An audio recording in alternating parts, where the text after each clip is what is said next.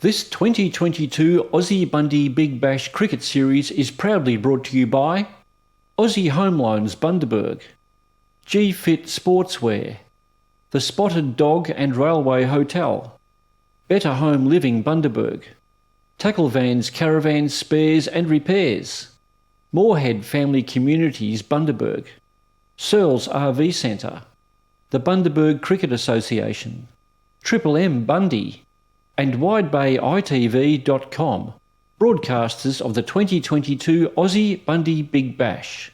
Good evening, everybody. The Bundaberg Cricket Association, along with Wide Bay ITV, would like to welcome you all to Salter Oval, the home of local cricket here in Bundy. Tonight for your cricketing entertainment, we have game number 4 of the Aussie Bundy Big Bash between the Searles RV Vikings, franchise owners Dale Hodge and Katie Chadwick, and the Tackle Van Taipans, franchise owners Dale and Nat Rethamol. I'd like to welcome Aussie Home Loans owner and major sponsor, George Farmer. Welcome, George. Thanks, Simon. How are you? Very well, mate. Very well. Good to hear. Bit wind blowing, but not too bad. It's very windy out there. Should make for an interesting game. Yeah. First ball's due to be bowled in about 10 minutes at 6:30. So we'll go straight over to the toss of the coin out into the centre of the wicket. We're here to have the toss. We got the umpires, Paul Denning and Noel Stitt in attendance, and the captains of the two sides, the Taipans, Dale Steele, and the Vikings, Scott Irwin. And who's tossing the coin, gentlemen? Captain of the Vikings, the O team. Away you go. What's your call? Heads it is, and it's a head, and the Taipans are going to have a bowl. All the best, gentlemen. You guys actually haven't had a game so far in the competition. Dale, have you been able to get together the boys for a training session at all? No training sessions as yet. I don't sort of worry too much about that. Most of the guys are playing week in, week out. So, we sort of felt we were confident enough with what we had to just roll with what we play with tonight. Rightio, and who we're going to have a look at tonight as far as who's going to be a standout for you guys is the pressure on a guy like Chris Duff, who's your most expensive player. I think he went for about just over $3,000 in the player auction. Yeah, look, Chris is a very handy all-rounder. Probably other one I'm sort of would like to see doing big things is Paul Jagger with the new rock. And look, to be honest, I want some of these young guns to sort of step up and take their opportunity. Lockie Haycock's left armour, it's a bit of breezy tonight, so I hope that he can get his angles right and take a few basket full of wickets. So Lockie Haycock's is the young gun that you're putting all your money on for tonight? Yeah. I'd like to see that, yeah. And you mentioned Paul Jagger. He was in the team of the tournament last season. Has he played much cricket this season? No, he hasn't. But he's been playing for years, got a wealth of experience, so I'm backing him to do a job with the new rock, so fingers crossed. Righto, thanks very much, Dale. I'll call in captain of the Vikings, Scotty Irwin. Now, Scotty, you've played one game of the competition. It was a first-up loss to the Pies by 6 wickets. Anything you took out of that game as far as something we can improve on tonight that we're going to see from the Vikings? Yeah, definitely. We can obviously improve on the bowling greatly tonight because there's a lot of short balls, so just keeping it up tonight will be a big advantage. Righto, so that's one of the goals for the Vikings tonight. Lenny Childs didn't play in game 1, has been injured. Is he on board for tonight? If so, is he fit? Where's he batting? Yeah, he's good to go, and he'll probably be opening against tonight. Righto, a bit of experience at the top of the order for you there, guys. And how are you guys going to win it tonight? Just post a good. Team we're batting first, obviously post a good score to start with, and bowl tight lines. Right. Good luck, Scotty. All the best. Cheers. There we go. So we're looking at, looks as if the Vikings are opening up with Joshy Winnan and Leonard Childs. We'll soon see in a moment who's taking strike as the Taipans enter onto the field. Very stiff breeze, southeaster going out there at the moment. It's actually blowing very strongly. So actually quite cool out there with the strength of the breeze. So. Yeah, I saw a few of the boys warming up in jumpers, which come November you wouldn't really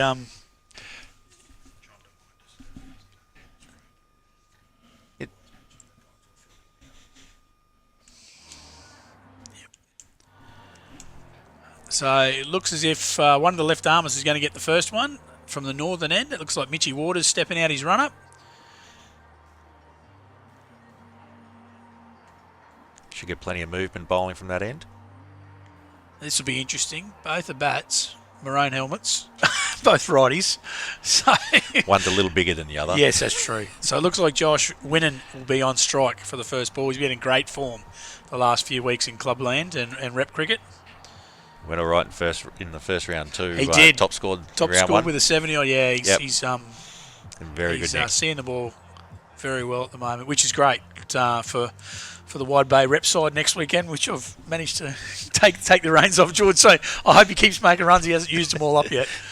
So it looks a pretty stock standard field. The fielding restrictions, obviously, in the Big Bash was only 2 fielders allowed outside the 30-metre circle to start with. Yep. Here we go, first ball.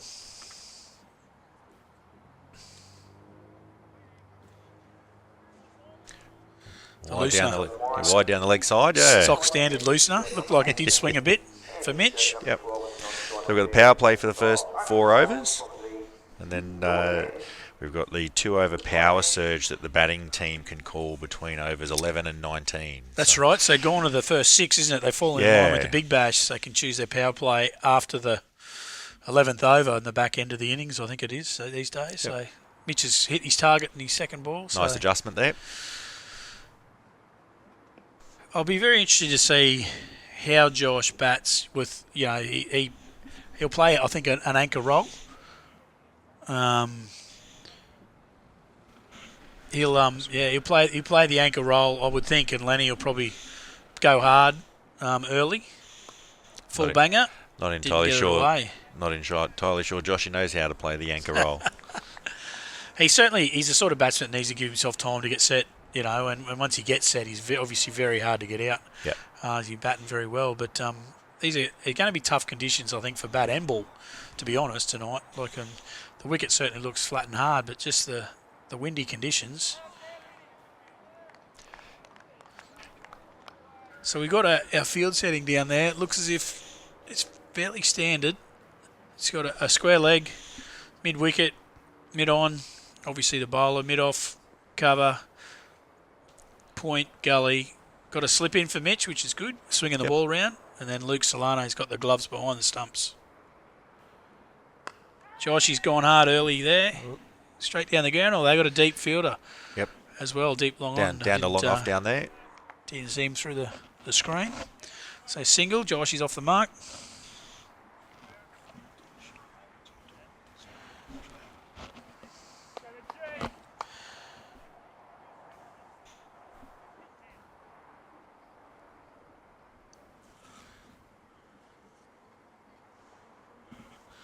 I think they might have dropped a deep mid-wicket down below us here as well, George. I think young Lockie Haycox might have gone out. They've got 2 out for Lenny, I think. They sure do. Full banger. He's got rid of it, Yeah. and that could be the first boundary of the game. And And that has that is gone a all maximum. the way.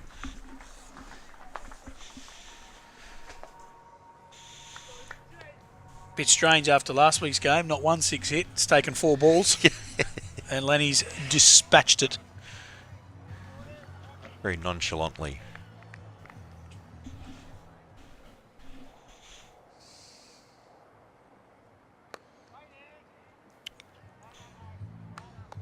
Look, that in the T20s, I mean, it is set up for a batter. No matter where you pitch the ball, they're going to go at you early and whatever else. But if you haven't got the ability to put the bad one away, Yeah. like Lenny's, they didn't have a fielder out there at square leg. It was a full toss, admittedly, and he swung, through the line with the swing and, he got rid of it. So Really just helped it on its way, didn't he? yeah, that's right. But you've got to be able to put the bad one away. So.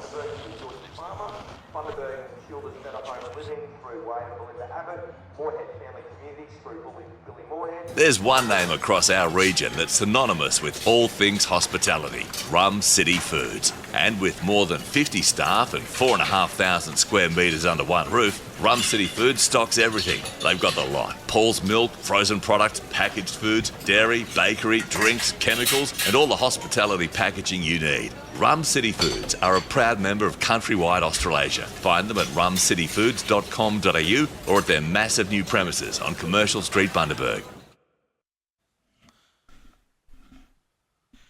So welcome back. Paul Jager's got the ball in his hands for the second over for the Tackle Van Taipans. He'll have the wind blowing over his right shoulder, so it could be very interesting. You can let him rip when he wants to. Yeah, one of our veterans.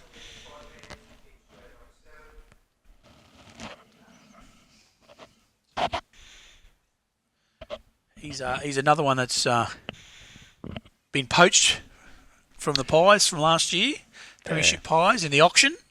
He's landed up with the Taipans, so it's another good pickup for him. Oh, he's hit the deck hard. There's a chance. And out. Caught at mid-wicket. Just the pace, I think, might have got Joshy then. It's a very good question. We're not sure who took that one at mid-wicket there.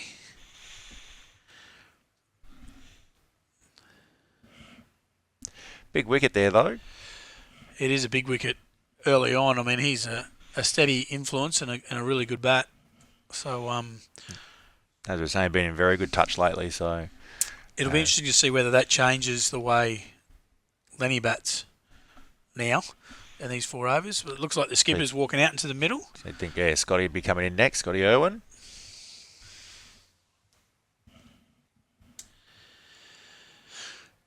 Scotty's he's been fantastic for the Vikings over the last couple of seasons. Just I think he's been one of the leading run scorers in the competition. He always finds ways, and for someone who doesn't play club cricket, he turns hand, up, though, isn't he? Yeah, he does. He does a great job.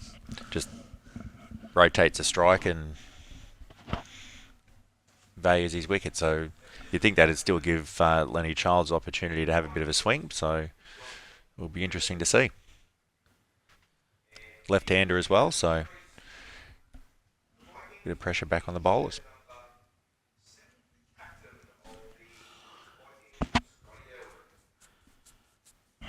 So a crucial breakthrough there for the Taipans early to get the inform batsman out.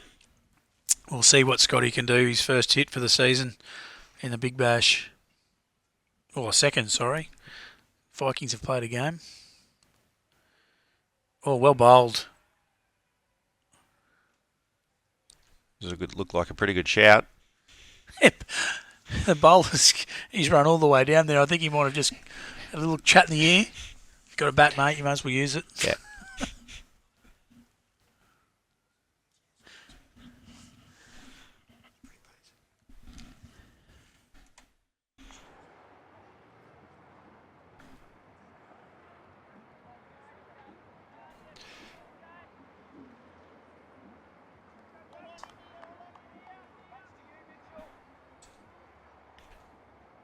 Oh, Jagged's coming in again. Oh, Chance put down. Sharp Chance.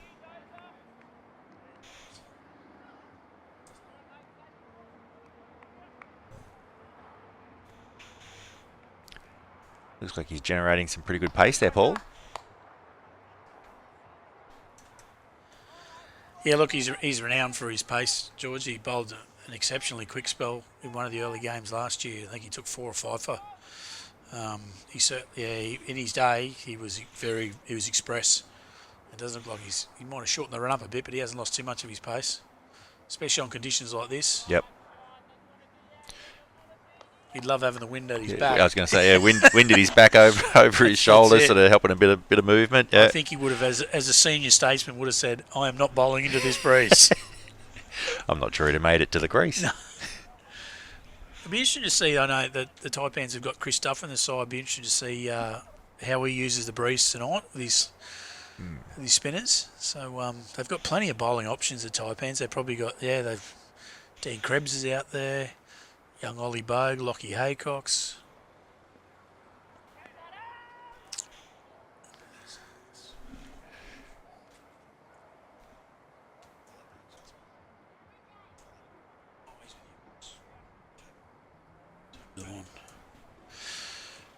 Sorry, that's my correction. Ollie Bogues, he's with the Vikings.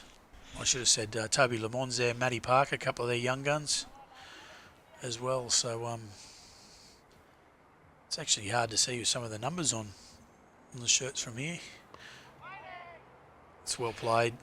It's very watchful, Scotty. It's a great over to start. Yeah, fantastic over. I don't think any runs off the bat. None off the bat. They're just the wide. Couple of One. wides, yeah. So, yep, takes the score for 1 for 9. As a skipper, you'd be quite happy to give him another over, wouldn't you, George? I would think so. Looked like he caused a batsman a lot of trouble in that over. Looks like Mitchie's going to get his second over.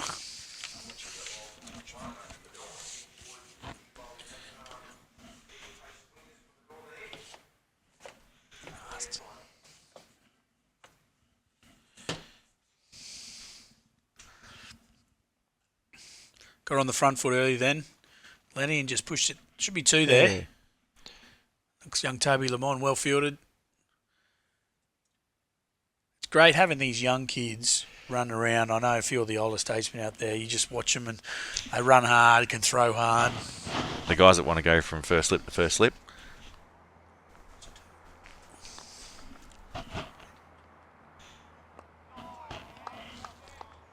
Well bowled there by Mitchie. Well played.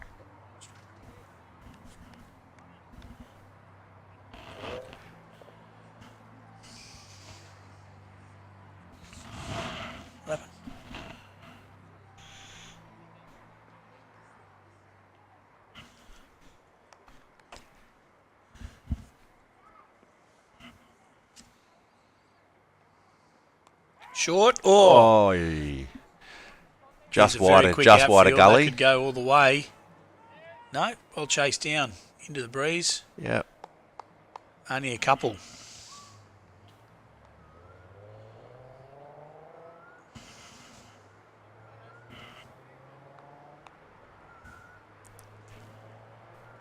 Good combination, you'd think. Mitchie and Paul Jagger bowling in combination, sort of very different bowlers. So. Yeah, Mitch doesn't, he is pushing into a very stiff breeze, but Absolutely. He's traditionally, well bowled. He doesn't, he's not rapid. He's a genuine swinger. Yep. He'll bring the ball usually back into the right-hander, but can swing him away when he has to.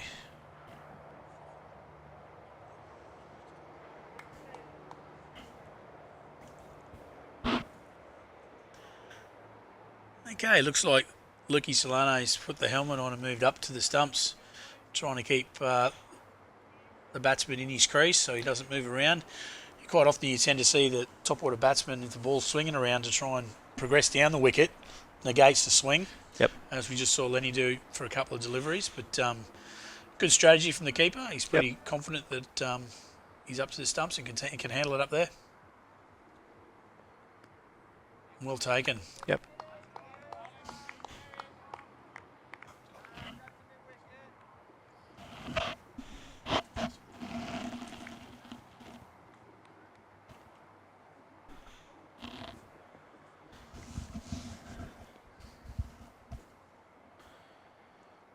Oh, that's gone all the way. That's a big 6. He has picked that up as clean as a whistle. And that's what Lenny Childs brings to the Vikings top order. That was massive. That will take some finding.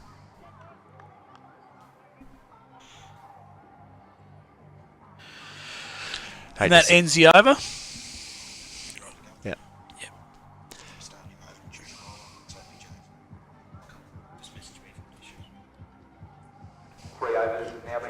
Well, here's a replay of that one.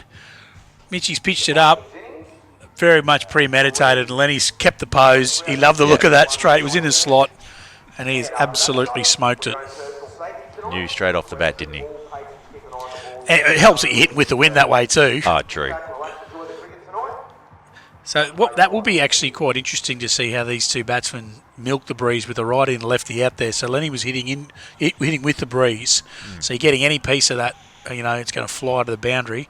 So from this end, Scotty's going the same way as the lefty. So he's hitting with the breeze. So, as a batting pair, it'd be interesting to see in the partnership, George, if they, think about and use that to their advantage. Paul Jager back on for his second over, the last of the power play. That is an edge. Another edge, and that's through keeper and slip. And gone for 4. I'm not quite sure either of them moved that went that quick.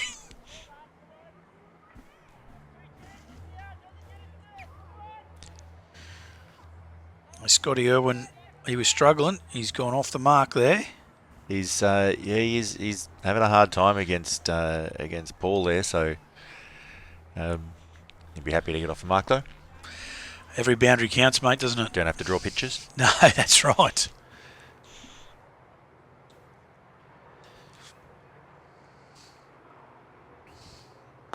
Good comeback. That's a better shot. Well fielded. Yeah, good cricket all round there.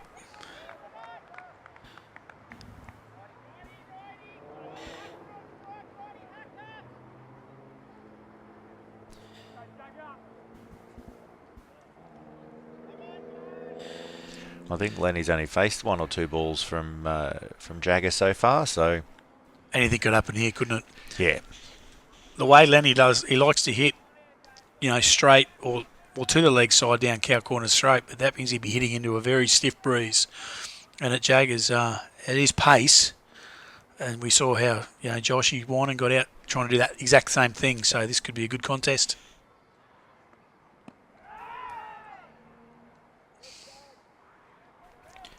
Inside edge there, maybe.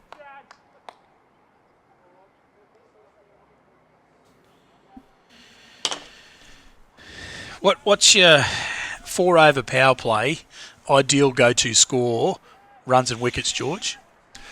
If you're batting, you'd think sort of 35-40 would be sort of what you'd ideally be aiming for. And at a cost of how many wickets then? One's probably okay, you would think. Yep.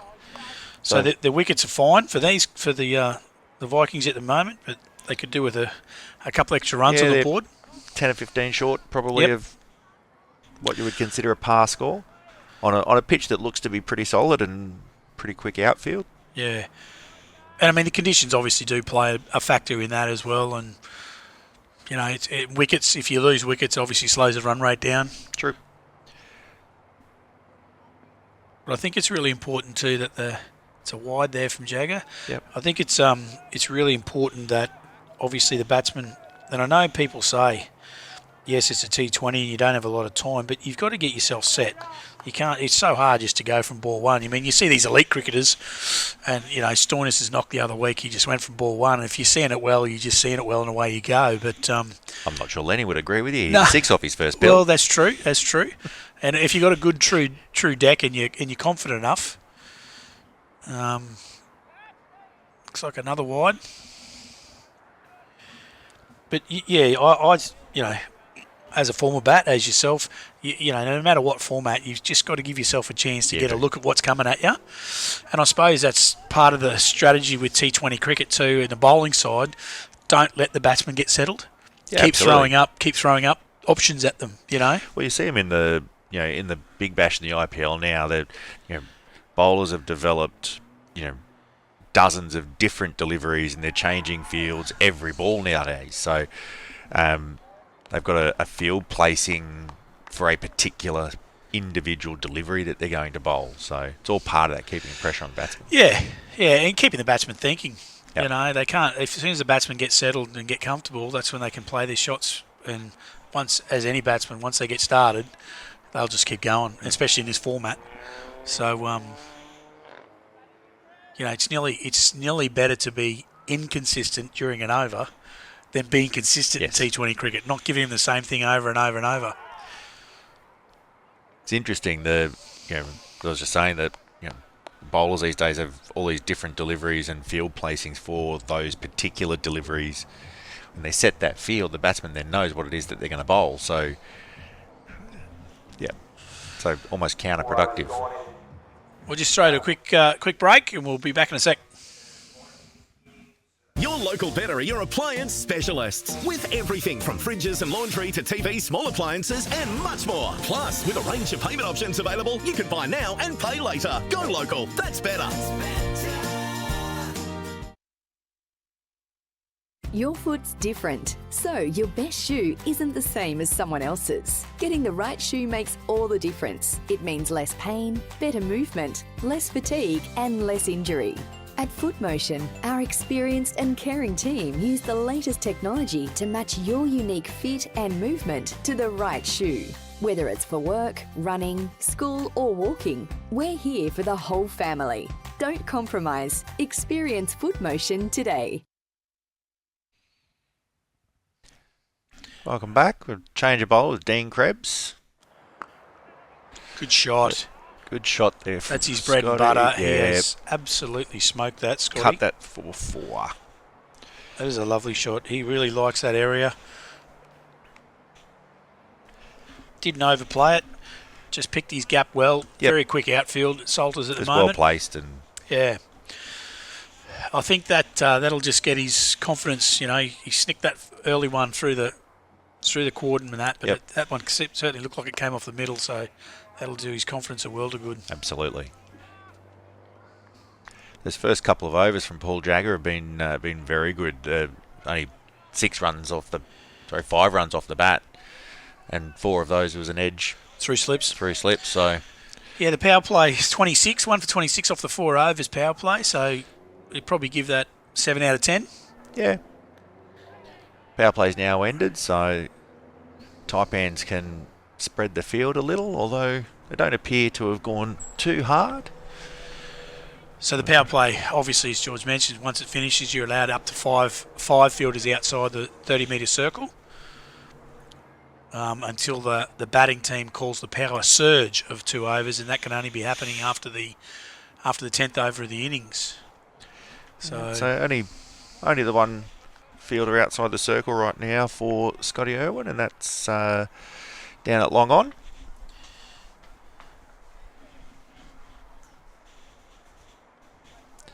A good comeback here from Krebsy.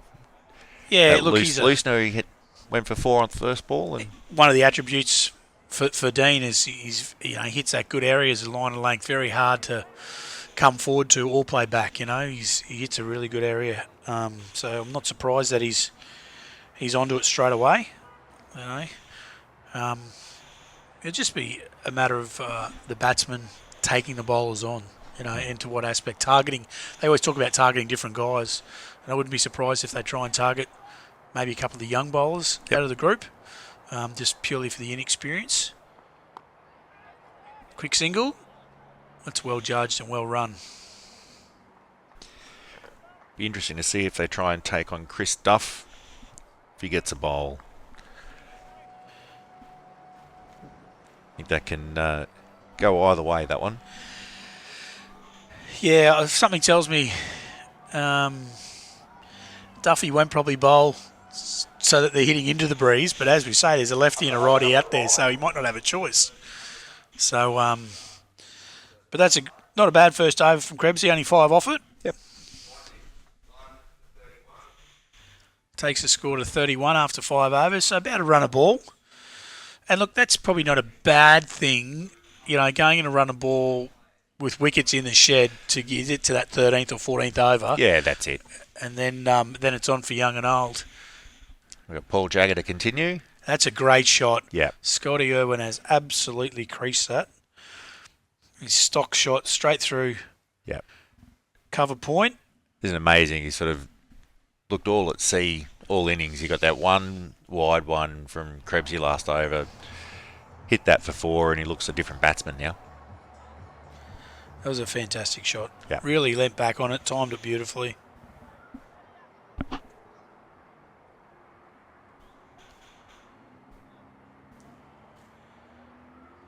So they've blocked that gap for him now. Got a deep point in. Well, that could be 4 more. Yeah, I think that is. He's actually played really soft hands there. It wouldn't have carried to the slips. Captain Dale Steele has kept himself in at slip in the hope of the edge, because obviously it happened early on with Scotty, but he's seems to be picking up the pace pretty well at the moment and played soft hands. Yeah, that looked almost even deliberate. Yeah, it was controlled, wasn't it? Yeah. You know, I don't know how many times you see a left-hander play through that area. Open the blade. Yeah, that's right.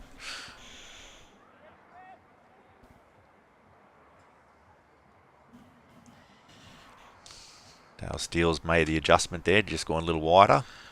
He's hit with the wind. This could yeah. go all the way. I think it has.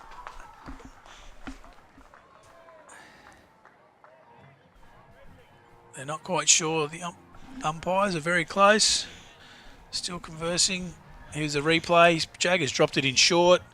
Irwin's got onto the back foot. Good position and just hit with the wind. God, as soon as it gets up there, it just goes, doesn't it? I think that might have gone all the way. Yeah, it looks like it's landed right at the base of the fence. Another maximum.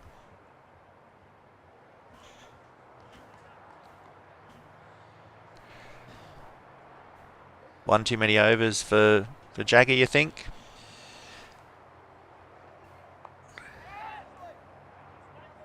Yeah, it's a tough one because he's not getting any younger. It's true. And if he stops, He might not his older start guys, again. He might not start again. That's right. So, It looks like he's just dropped a yard or two this over, so the old boy might be running out of puff. well, he wouldn't be the first one, I can tell you. Quite an expensive over so far.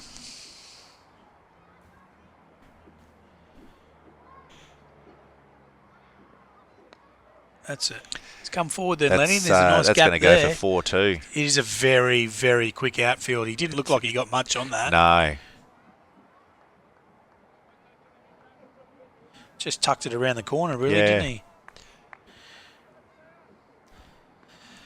So there's Tilting. 19 off the over so far with one ball to go.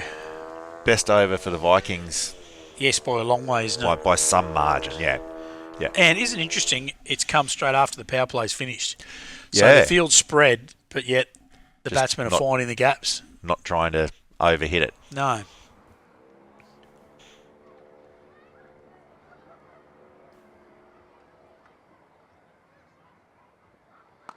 Oh, he's into the wind, but he's got enough of it.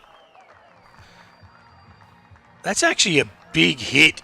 That is a big hit into the breeze. That is a huge six. That has gone the maximum. Into a gale force wind. This will be a great replay. Into a huge breeze. Marched at him too. That has gone high and gone a long, long way. That's a fantastic shot. I would hate to think how far that it's gone if the wind wasn't there, if that breeze, because it is a stiff breeze out there tonight. Oh, yeah. And how far did it go if it was down breeze? Well, yeah, that'd be over. If he was hitting this way, that'd be, well and truly over the grandstand. So that's a fantastic over from the Taipans. There was 25 taken off that over, and that is just, that set the tone now. It's basically, don't stop. Back to par now, isn't it? Yeah, that's right. You'd even argue a little ahead of par. One for 56 off 6 overs, so they're going at just under 10 and over with wickets in hand. They're in pretty good shape. Yep, So. that's all it takes. Yep. It takes one good over, but you can't afford to take the foot off the pedal now. No, They're no. going. They got wickets in the shed. I know there's 14 overs left, but they do bat pretty deep. The Vikings. So you would think that these two batsmen, they're pretty well set. They would probably keep going. Wide there to open the over for Dean Krebs. So all of a sudden, their projected score is now up to 190. At the end of the power play, it was at 129. Yeah. After one over, it's changed to 60 runs difference. And that's purely on the back of momentum. Yep. Wickets in hand and momentum. So it's a funny game, T20. It only takes one good innings to just change the whole context of the game. Irwin swung hard there. He's got a big, thick edge.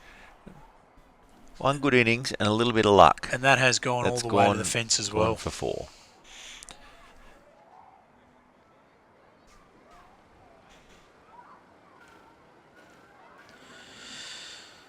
Scotty Irwin's raced to 29 off 17 balls.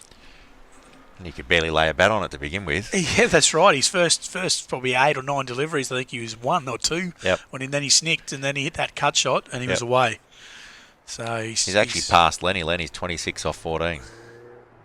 Oh, that's a good shot. They got a fielder out there.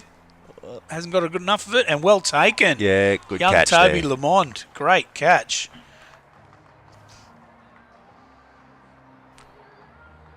Probably had to go, though. wickets in hand. Yeah, well, look, Keep the foot on the pedal, and I think so. I think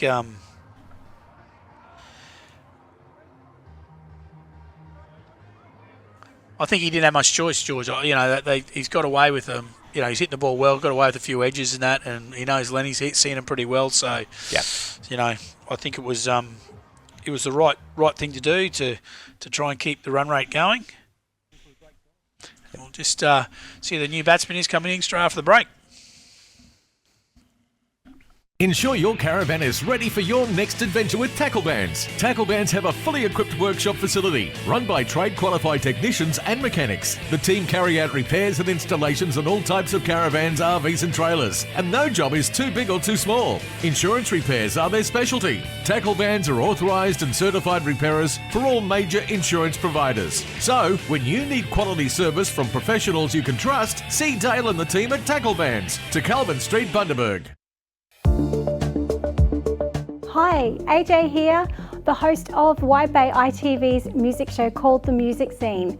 Music Scene is all about meeting and getting to know the local musicians and amazing talent that we have in the Wide Bay region, and also maybe a couple of visiting musicians. Why don't you join me on Wide Bay ITV Weekly for The Music Scene?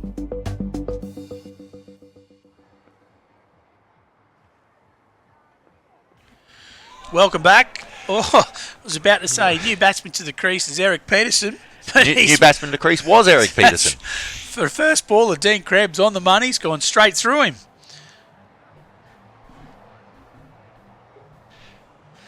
Let's have another look at that one there. Yeah, it's the ability Krebs he has. He bowls a really nagging length. He's just hit the good zone. Eric's tried to work it to get off the mark. I think that might have nipped back a little bit, actually, the way he played. It's taken the top and middle, and the old zinger stumps and bails go berserk. And that is a double breakthrough in very quick time. We have Dean Krebs on a hat-trick. I'm not sure if we had a hat-trick in the Aussie Bundy Big Bash. I can't remember, George, to be quite honest. I don't think we have. No.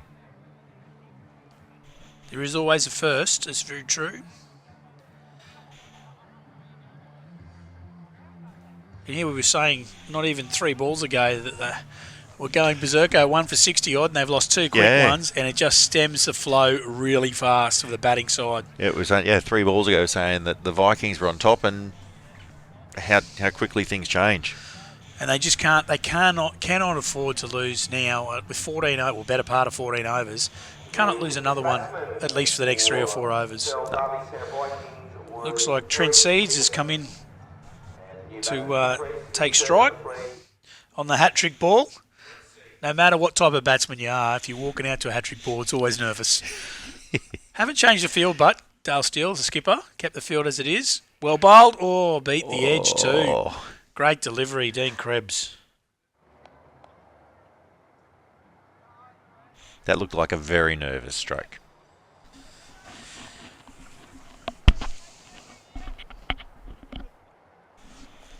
It's fought back well here, Krebsy, after going for a boundary in his very first ball of his spell. He's now sitting at 2 for 10.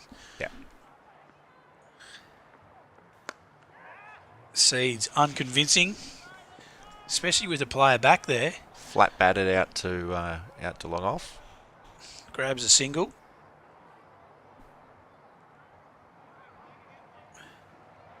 As a captain / coach, I'd be very worried about that shot first ball when you've just lost 2 wickets. But in saying that, this day and age, it's the way a lot of batsmen it's the play. way he plays, though, isn't it? Correct, and it's the way Trent plays. Yeah, he likes to hit the ball. It's that simple. He's not going to die wondering. And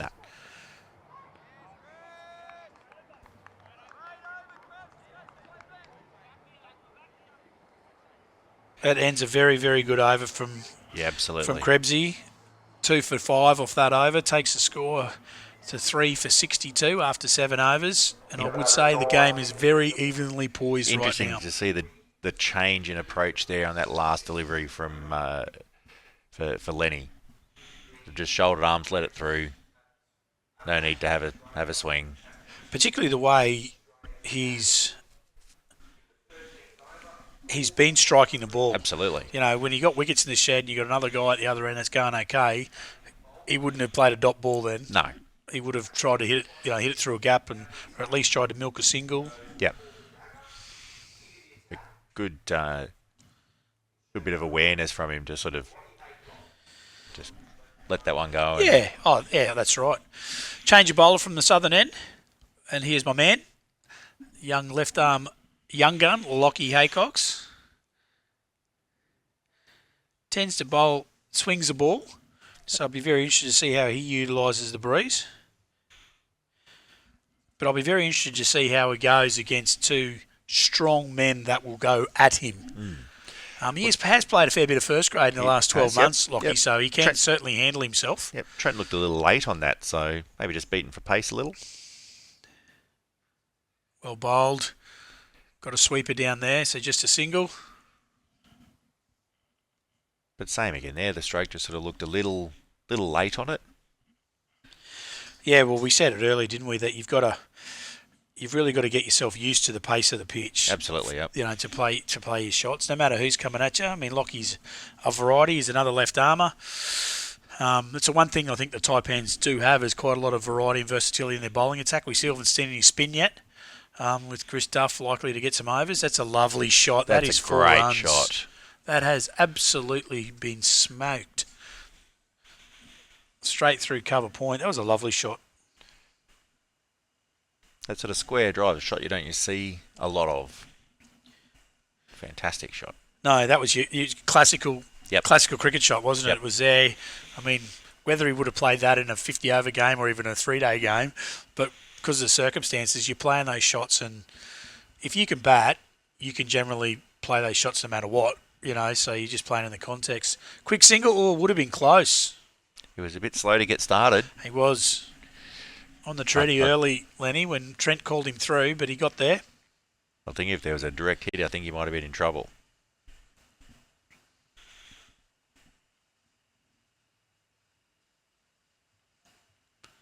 That wouldn't go down well now, would it? Running out the guy that's on 30 off 16.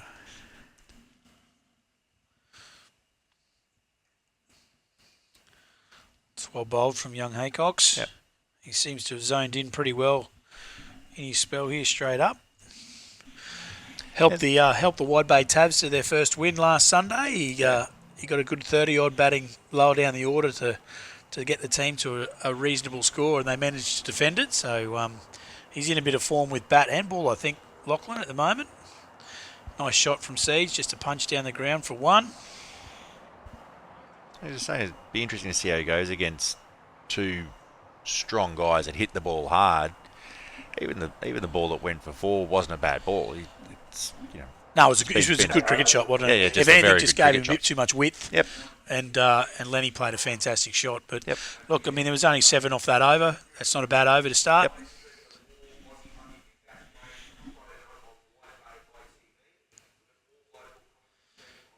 Looks like, is it Krebs is going to get another over? Yep. Fair enough when you've just taken 2 for. Yep.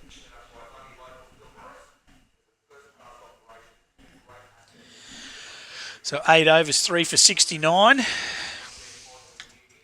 Still looking at an imposing total if they keep wickets in the shed. Yeah, projected score 173, so you'd probably still have to say Vikings maybe just in front.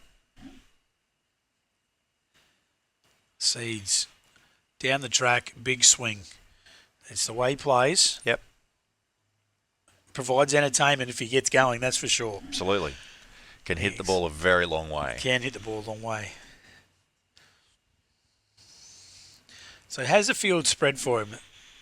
Captain of the Taipans, Dale Steele, knows what sort of an impact player Seeds can be. It's a good slow ball from Krebs. I don't think it's going to carry. No, it hasn't. Good change up, yeah. It was a good change up, and Seeds didn't quite get all of it, luckily.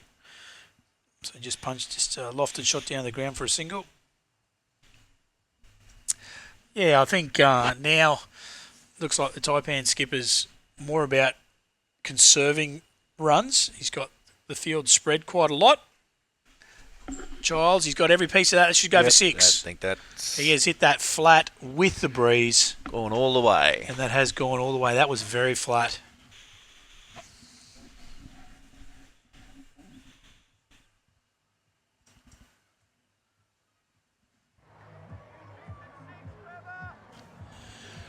planted the front foot, opened the shoulders, and he's got every What a piece great of it. camera angle. It was a great camera angle. We're back live. Lenny's just punched one down the ground for a single.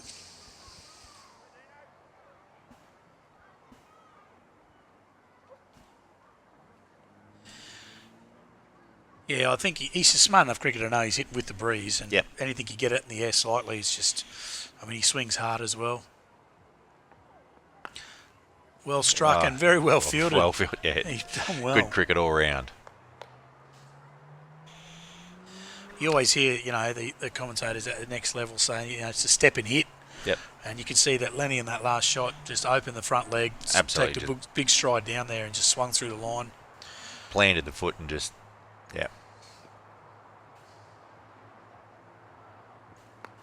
Seeds he's mishit that one. But again, out to the deep mid-wicket boundary for a single. He's missed time in the ball slightly, isn't he, George? Just a little, yeah. Just not quite got the pace of the pitch yet, I think. If anything, he's probably trying too hard, I think. Yeah. He just needs to give himself a chance, and as soon as he picks up that pace, he... We're off to a break.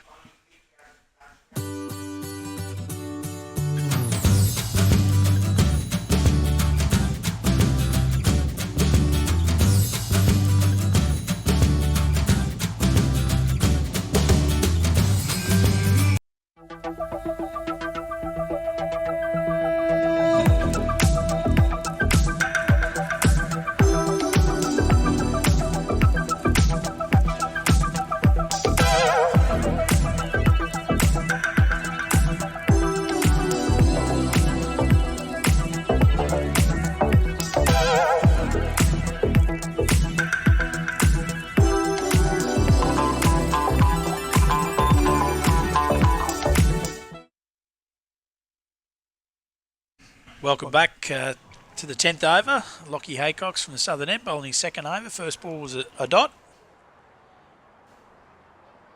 Bit shorter. Seeds has gone after him. But a swing and a miss. Good contest for the young gun here against a seasoned campaigner. Yeah. I don't know whether he was observing any of his father's exploits last week, young Lachlan. His old man was steaming in, bowling his right armers. Took a three-for. I think young Lachlan might bowl a little quicker than Dad.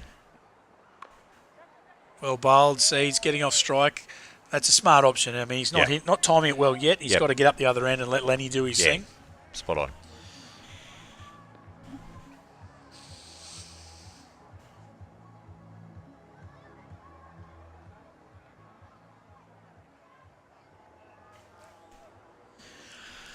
This is going to be interesting. Yeah, where's this going to go? I think he's still got to look. He's nearly got to look. His zone at the moment looks like it might be over mid-off, but I don't think Lachlan's giving him anything full enough to drive. He's got a bottom edge on that.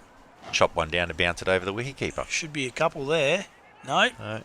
Single only.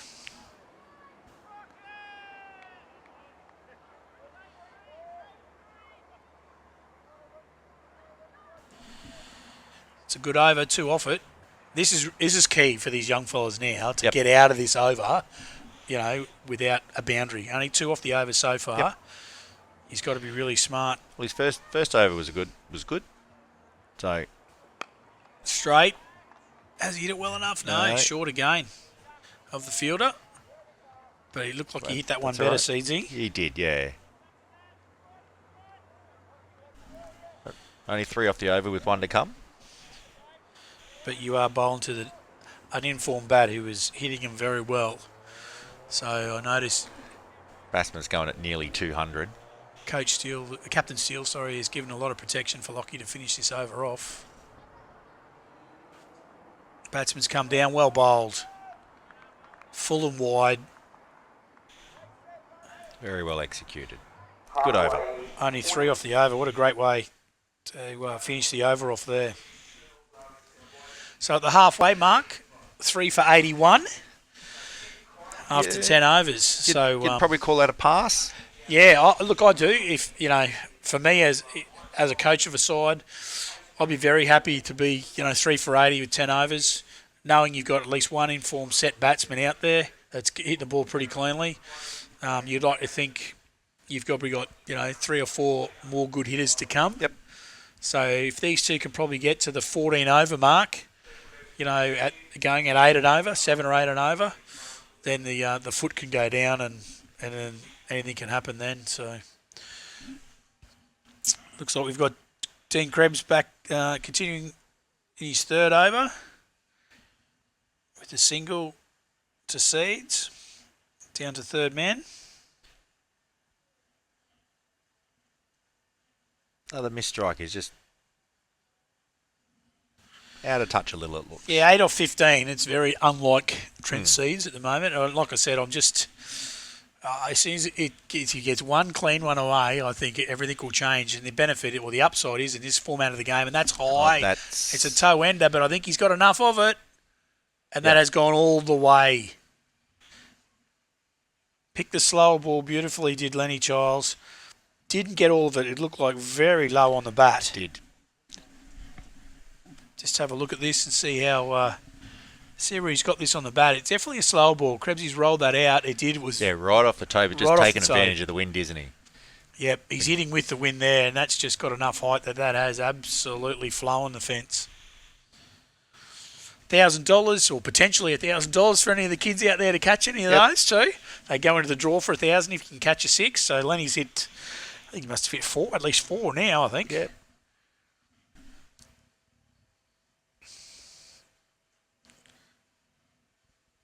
Krebs bowling nice and full and straight there, not giving too much width that Childs likes to use. Good comeback delivery. Comeback, 46, Lenny's on. I don't think the foot will come off the accelerator now. He'll just keep going. Another slower ball, well bowled. Bowls good with good change up. Yep. Krebs, and in this format you have to, like I said earlier, you can't be predictable. Yeah. As a bowler, you've got to have 3 or 4, 5, even different types of deliveries, and something you can rely on to go to. Actually, it was funny. I watched the Pakistan-South Africa game last night in the World Cup, and one of their quicks has a slow ball bouncer. And the commentators kept saying he is the best exponent of that in the world because it's his go-to ball. If he's just been hit for 4 or hit for 6, he bowls this slow ball bouncer, and it's so deceptive that the batsmen just don't pick it up. Yeah. It just makes you wonder why he doesn't bowl it more often if they don't pick it up. But, when you can bowl them at 150 clicks and then you bowl a slow ball bouncer at 120, so... Nice shot down the ground there. And good bit of fielding. So a couple to Childs, moves him to 48. Benefits of youth. That's the end of the over. So another good over for the Taipans. 11 coming from that over. And Dean Krebs over. We'll just flick to a break and we'll be back in a moment. See Tacklebands, your family-owned caravanning experts, for the popular New Age caravan range. Walkinshaw designed and engineered for superior strength and reliability. Start your adventures today with a New Age caravan from Dale and the team at Tacklebands to Calvin Street, Bundaberg.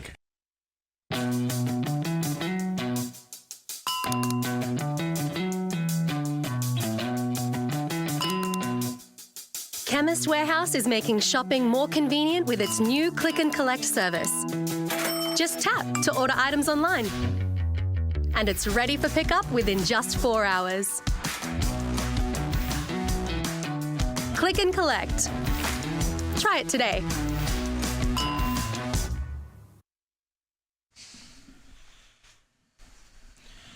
Righto, welcome back.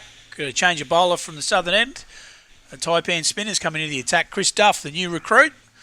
This could be very interesting. I'm not surprised he's coming from the southern end, so they're hitting into the wind. I don't care.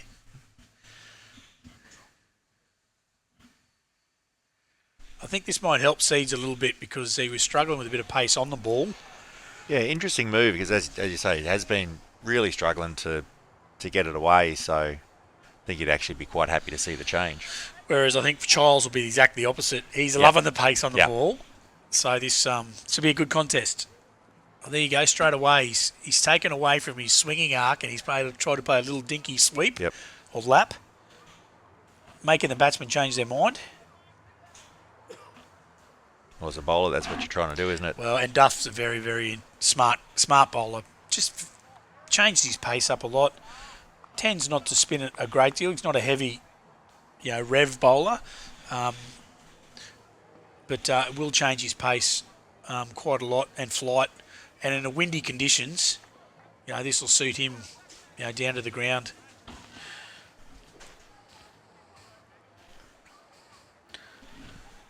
Quick single for Lenny there to get Trent back on strike. Only 2 off the over. And the other thing is the overs will go quick. Yeah. He's bowled 4 balls in about 25 seconds.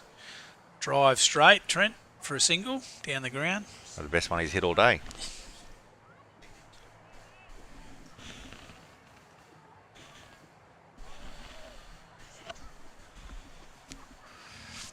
Last ball of the over, only 3 off it.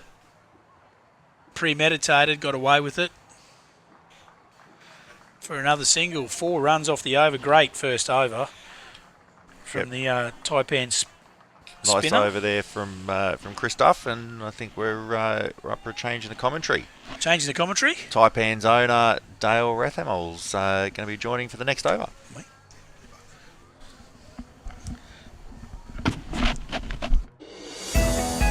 Shane, Dimmock and Rodney. So shot Miles twice.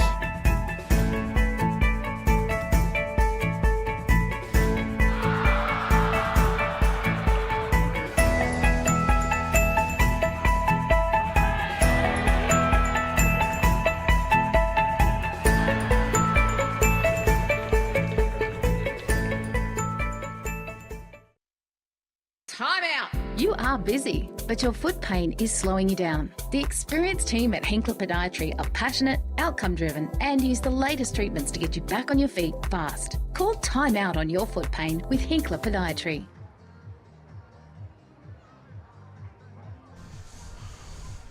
Welcome back here at Salter Oval. Toby Lamond is about to come into the attack, and a bit of a change in commentary. Sean Rose here, and with him is owner of the Tackle Van Taipans, Dale Rathamel. Thank you very much for joining us. Yeah, evening, Sean.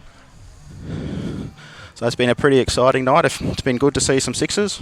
Oh, look, the crowd certainly enjoys watching the ball fly over the fence. The team owner of the Tackle Bands Taipans probably doesn't, but it's great for the crowd and it's great for the sport and the T20 concept here in Bundaberg.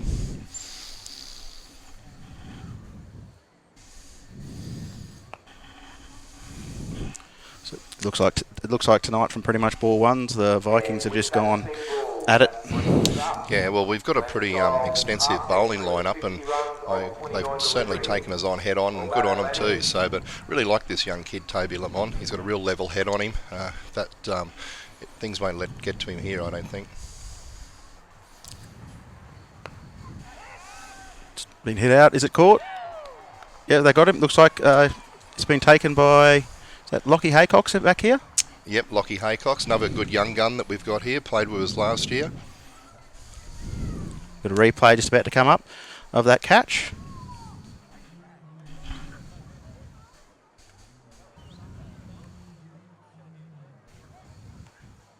That's a good grab. Yeah, young gun to young gun, absolutely fantastic. And yeah, just saying how really like Toby Lamont. He can bat, he can bowl, he can wicket keep. Real good level head on him for a kid his age, and really enjoy this young gun concept. Both those guys certainly excelling out there, and we've also got Matty Parker as well from Norths out there. Looks like someone who you know very well is coming out to bat, young Kyle Stalin. Yes. Well, let's see what he's got here. Here tonight, he got a pretty tricky ball there the other night, so I like Kyle as a batsman.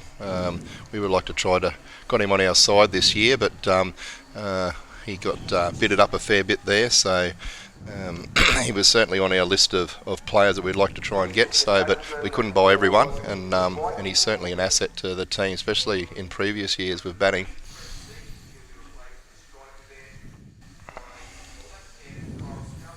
So Kyle Stallen, left-handers on strike.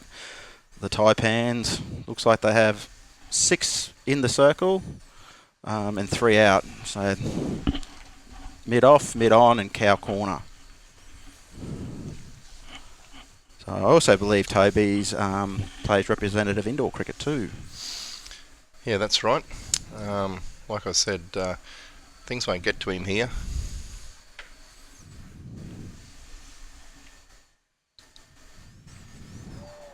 I just love the enthusiasm of these young guns, you know, chase every ball down, look, running back to his mark. It's just great to see, and they certainly make some of the older players look a bit prehistoric out there at times.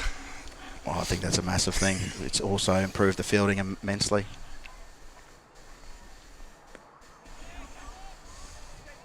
Sent him back there.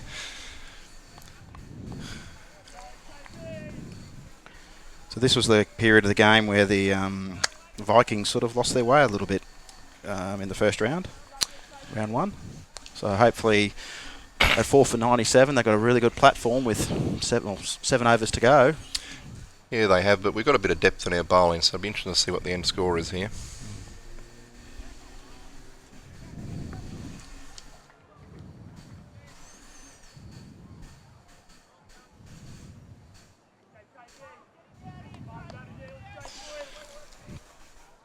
That was one good thing with the side we chose this year. Lots of depth in the bowling lineup and also in the field. So something we probably haven't had before, the Taipans. Yes, no, I can definitely agree there. You've got a really good variety of bowlers. And they all lefties, righties, spinners. So that's one area that definitely the Taipans' strength this year. Yeah, 100%, and we've even got we've got 3 genuine wicket keepers out there as well. So Luke Solano's keeping tonight. Sometimes struggles. Just heading off to an ad. Ensure your caravan is ready for your next adventure with Tackle Bands. Tackle Bands have a fully equipped workshop facility run by trade qualified technicians and mechanics. The team carry out repairs and installations on all types of caravans, RVs and trailers, and no job is too big or too small. Insurance repairs are their specialty. Tackle Bands are authorised and certified repairers for all major insurance providers. So, when you need quality service from professionals you can trust, see Dale and the team at Tackle Bands to Calvin Street, Bundaberg. Chris Duff's about to commence his second over.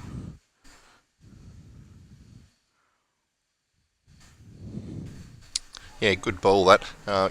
Interesting. We got Chris on side this year, so I think we'll try and utilise him with the bat a bit as well too.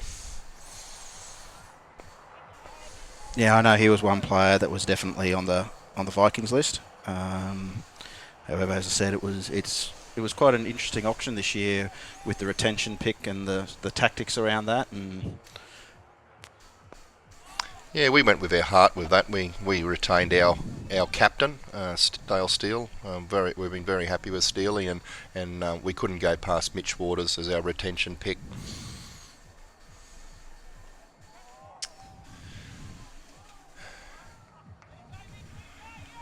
Mitchie is just an all-round team player. Absolutely loves the side. Gives it 150% every week. He's been fantastic with us with the bat. He's been great with the ball. Keeps the guys motivated. We were going to take Mitchie at whatever it costs. So glad to have him on board. His mum's very a parochial supporter as well, so she gets quite excited when we get out there. He's got him. That's a big wicket. Yep. Yeah, no, we're very happy to get Chris Duff, Wide Bay Flames captain. He's just a great guy, and I think the Pies will miss him. I'll be honest this year.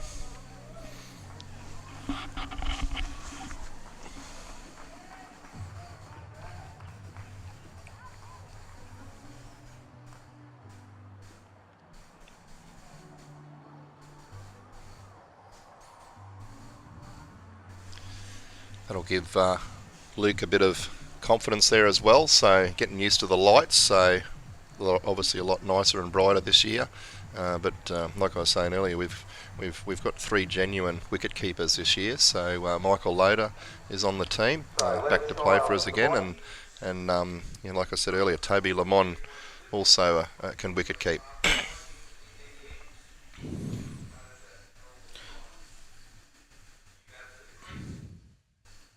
Pretty critical stage of the game now, 5 for 99. It's right in the balance. Yeah, you said you just lost the way there the other day, and I think this is sort of what's creeping in here at the moment. You got off to an absolute cracking start, but I think this is where that depth in the bowling and the fielding is going to come in for the Taipans here.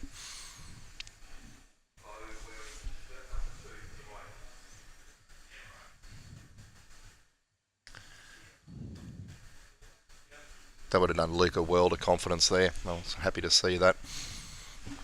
Nice, good, very good keeper. Not only that, just a great person. Very happy to be back on the Taipans.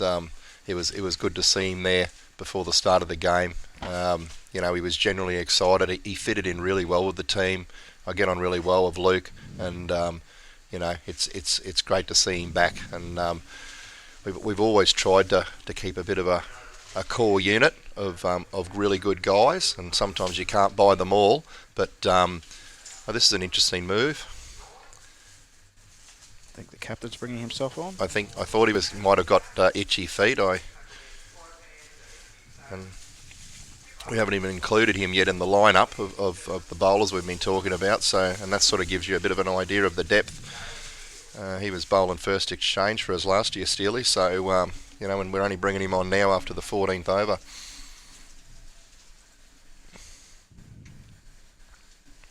It'll be interesting to see. It won't be long, I'd assume, before the Vikings have to call their power surge. I think they'd probably like to get a few overs under their belt. You mentioned the C1.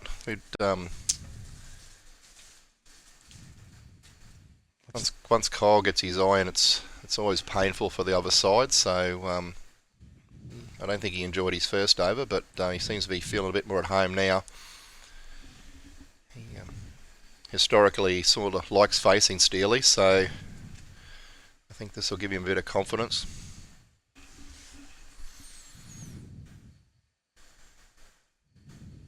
I must admit, Dale is very pumped today. He's excited. We missed out on that first game that was a washout, and he's been very keen to get the team on the park for us.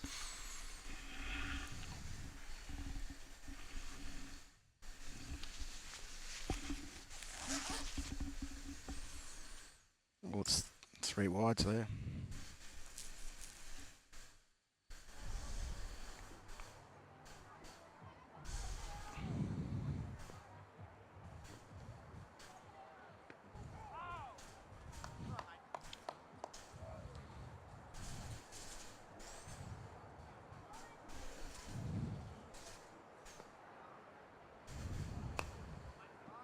Have you had a chance to check out the cricket show as yet? Yeah, I had a bit of a glimpse of it there the other night, and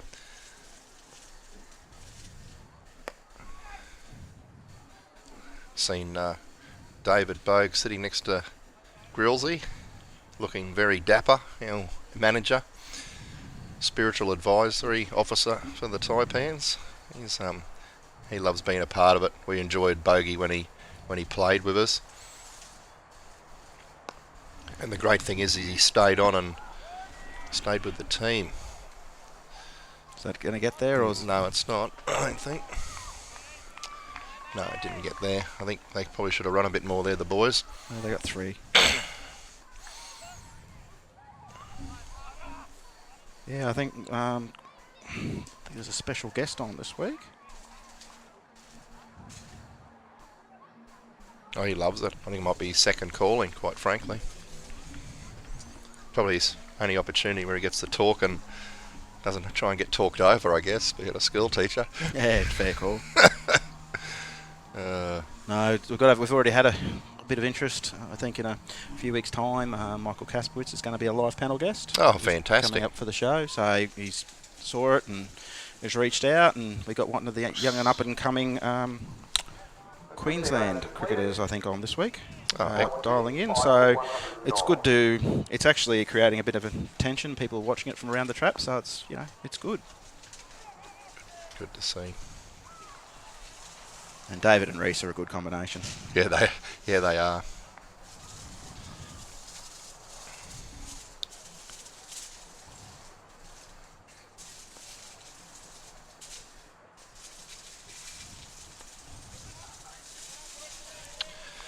Michael Penny. Good save there. Another Taipan from last year. Was keen to get back on the side. His father Brad's a major supporter of us. That's a great shot there from young Ollie Bogue. Yeah, it was. He's another young gun. He's a very, very good young cricketer. He's a great up-and-coming cricketer. He certainly dismissed his dad at the auction when he didn't come to the Taipan. So, but yeah, he's going to be certainly someone to watch in years to come. So much confidence for a kid his age, and that's what you like to see. I think he might be a bit quicker between the wickets than Kyle. Oh, yeah, I'd say so. Just quietly. But no, I think he's mature about his years. I think is he year 10 or 11? Year 10. Yeah, so he's already playing Div 1 cricket for Brothers and doing a mighty fine job there. I think he's really fortunate. I mean, he's one of those lucky players that his old man has come back and played a few games in Div 1. I know there's not a lot of father and sons that get that opportunity to both be playing in Div 1. Definitely not, and you know, David's just a great all-round cricketer. It's always great to watch him out there. It's a shame that he's fallen apart a bit now that he's getting up in years, but we would have loved to have him still in the team, I'll be honest with you. We really loved that Sean Stutchbury David Bowe combo. Everyone said that was never going to work in the first year. They were arch enemies there, as you know, when they were playing club cricket when they were younger, but mate, it was a really good synergy we had going with those guys, and that first year in particular, the team just really gelled and meshed, and you know, we had some great stories and some real characters on the side. Reece Grills always used to get a standing ovation when he bowled, and you know, Mitchy Waters was still with us then.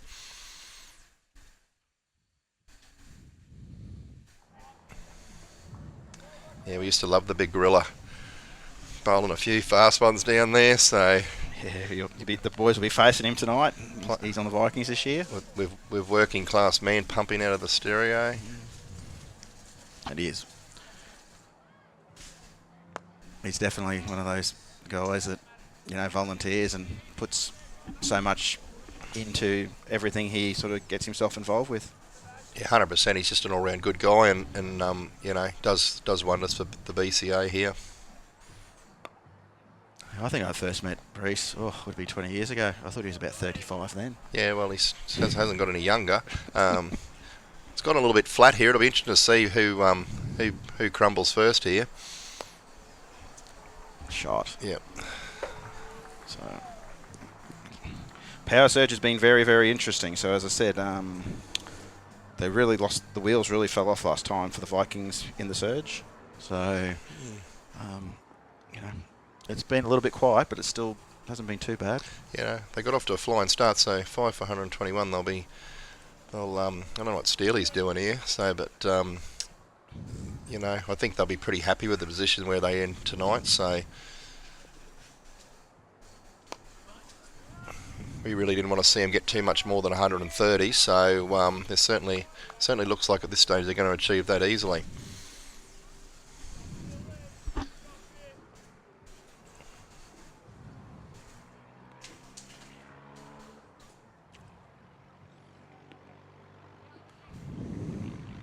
Yep. It's the end of the over. Kyle's done the cruet there. He could have, I think Steely sent him about 7 telegrams for that one, so he missed it. 8 off that over. So even though it didn't seem like much, it was still 8 off the over. Just jumping to an ad break.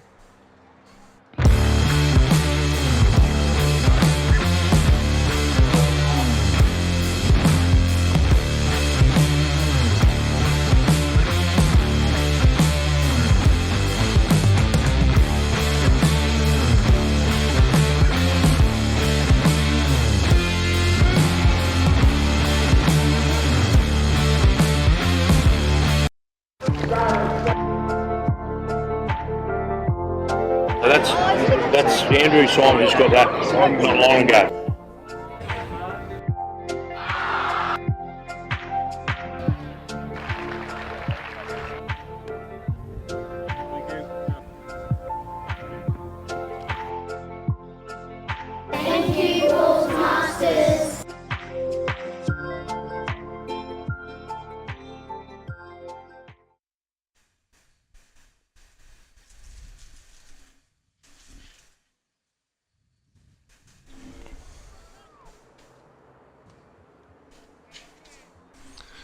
think Michael Penny will be pretty happy with that return. Yes, definitely. Hit the wickets, got the zinger bales going. Light them up for the clubhouse.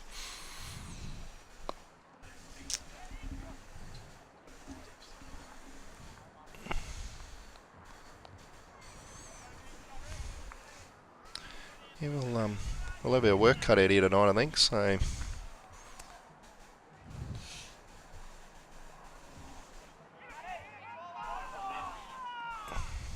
Yeah, it's definitely wrong end then. Yeah, I certainly would have probably went for Kyle Stellan rather than Ollie Bogue in a running race. So I think the first of our corporate nights is coming up in a couple of weeks. Fantastic. Who's got that one? I think it's the Searles. They've got Ladies' Night coming back. That's right. Yep. They love their Ladies' Night. Yeah. So Katie Chadwick will certainly put a dint in the cocktail menu, I can tell you. So she's I've seen Katie out and about. She certainly is well versed at handling a few cocktails. So no, I should have details of that out tomorrow. So good on them. It's a great concept, and anything to bring people out to the game, and it's a great night out. We got a new staff member that's moved up from out of town, and she's brought all her family out tonight, and they're having a cracking time down there. The kids are getting their face painted, and Dad looks a bit cold, but I don't think he was expecting this in Bundaberg in November. So where are they from? Down from up from the Gold Coast. So yeah, no, they seem to be fitting into Bundaberg really well, and there's a small family that's popped out to the cricket that wouldn't necessarily do something like this. So, and I reckon they'll probably be back as well. They're having a great time down there. Yeah, no, there's definitely a few new people down here tonight that have asked about where the canteen was. So you generally know they haven't been here before when they're asking those questions. Yeah, it's good food. It's all at a good price, same as all the bar sales. So it's a pretty economical way to spend an evening. The kids always have a fantastic amount of fun. You'll see that in a minute when it's change of innings. So that's a chip. Yeah, he's he just can't middle the ball. He's not. He's either in or he's out, Kyle, isn't he? So, like I said, I was a bit of a fan of watching Kyle bat, but you can see he's frustrated with himself there tonight. He's nearly pulled half his beard out there with his left glove there before. Still, he's backed himself in here. He's certainly continuing. Just wonder who's going to bowl the final over from the far end. Duff's out now. Oh, that looks like a good shot. I wouldn't.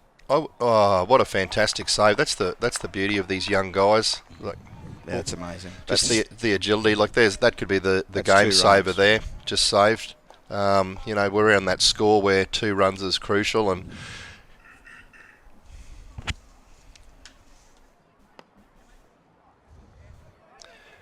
you're not sure who's going to come in with that last over. I don't know if they're going to try something different with a Toby Lamond or someone like that, but we'll see what Steely's thinking.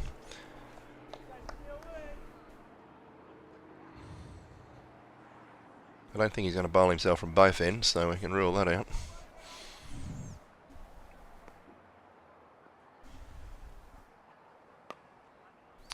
I haven't been up here to watch the cricket since the new lights are in. What an improvement. It's absolutely amazing. All those dark spots are all gone, and it's a beautiful sight up here. No, it's been good. But that was definitely a massive project for the area. Oh, 100%. Anything to encourage more sport to come to town. He's just not hitting it, is he? I think Dales might have been a little bit lucky here with Kyle tonight. This is coming into the last over. Like I said, we would like to have kept them to 130, so they're over that now. So Mitch is coming in for the last? Yep, from the other end. So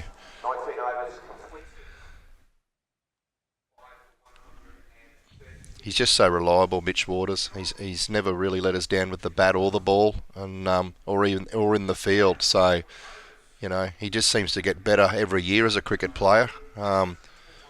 Which is amazing for an older guy now. He's certainly not in his teenage years anymore. So he got a young family, and works here in the town at Precision Locksmiths, and I'm sure he's fantastic at that job as well. He's another one who always one of the first ones to put his hand up to volunteer. Oh, it's just in his nature. Look at... Oh, come on, pick it up and throw it in. Who was that? That looks like Jagger down there, I think. I think he's... Gave away a run there. Yeah, Paul Jagger. I don't think he could believe he dropped that himself. Mitchie will be filthy at that, so it was right down his throat. He'd be getting a spray from the tackle vans behind him, Taipans. Ollie will take two there. He sure will. He's going to lap Kyle. Kyle's just had a go on the... I think Kyle needs oxygen. I think I've just seen him reach for the asthma spray in his pocket, I'll be honest with you. So I don't think Kyle wanted to come out here and do this in twos and singles. One thing I'll say is he's a very, very reliable cricketer and always does his job.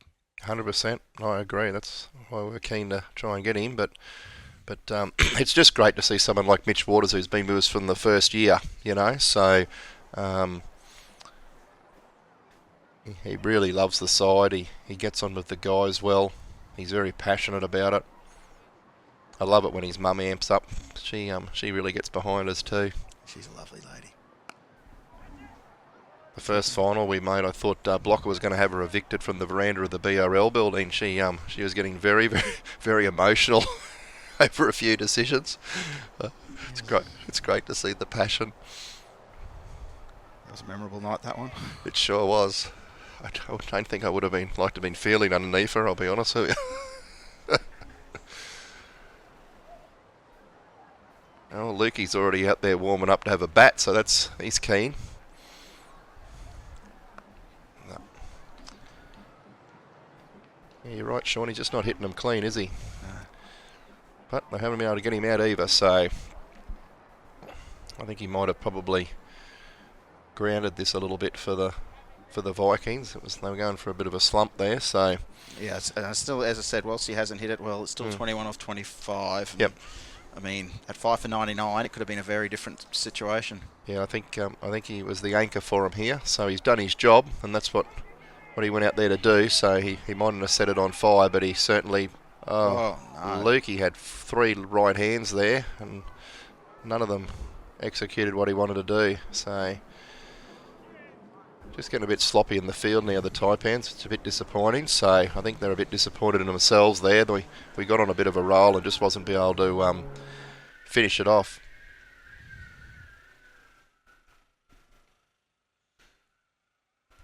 I think young Ollie will be happy with his performance out here. He'll be sticking it to Dad a little bit. Oh. That's actually a pretty good finish in the end. It's a very, very good finish. Kyle only was lucky to get home there, so I think there was about a... I think he's going to be lucky to get up. I think Ollie's going up to help him. He's going to fire carriage him off the field, I think. So you can see him on the monitor here. I'm not quite sure if he wants to bat with any of the young guns again, Kyle.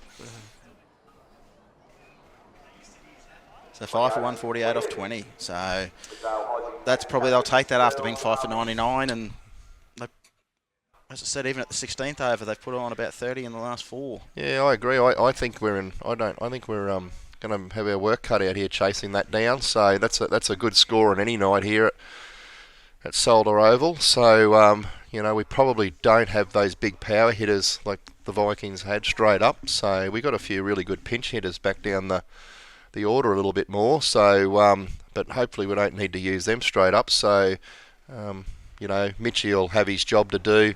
He's always got a level head. I'm not quite sure who we're going to bring out with Mitch first up. I probably think Michael Loader might get a chance to open.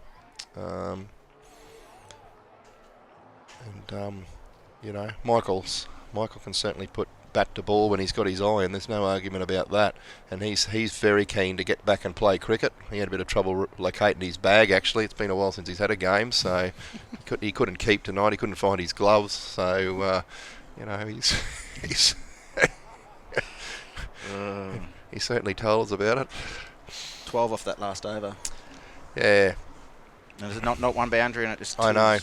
And it was a better over than that too. So Mitchie certainly bowled well. So, but yeah, like you said, not even a 4 in there. So it's a good result. It's cold out here at Salters Oval. Not someone's just walked past there, freezing and shaking themselves. So, but yeah, I don't know what. We might have to have a bit of a rethink of how we're going to handle this. I'll be honest with you. So we were sort of expecting 120, 130, especially with this breeze swirling around out there.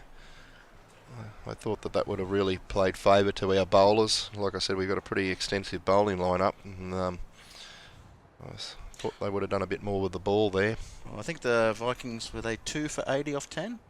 1 for 80 off 10. So they went from 1 for 80 off 10 and they slumped to 5 for 99. Yeah. So, off about the next 4 or 5 overs. So yeah, I think that's the last 5 overs. That's a really, even shows that's 50 runs in the last 5 overs. Yep. That's really taken it from probably probably below par score to probably a very, very competitive score, and one that's probably won more games than lost out here. Yeah, 100%. And like I said, catches win matches, and Jagger got dropped a couple of times there. I think his figures don't really reflect how well he bowled. They were having trouble hitting him, and just a shot over to the. I think that third over, there's probably maybe 1 over too many, and then Lenny just teed it.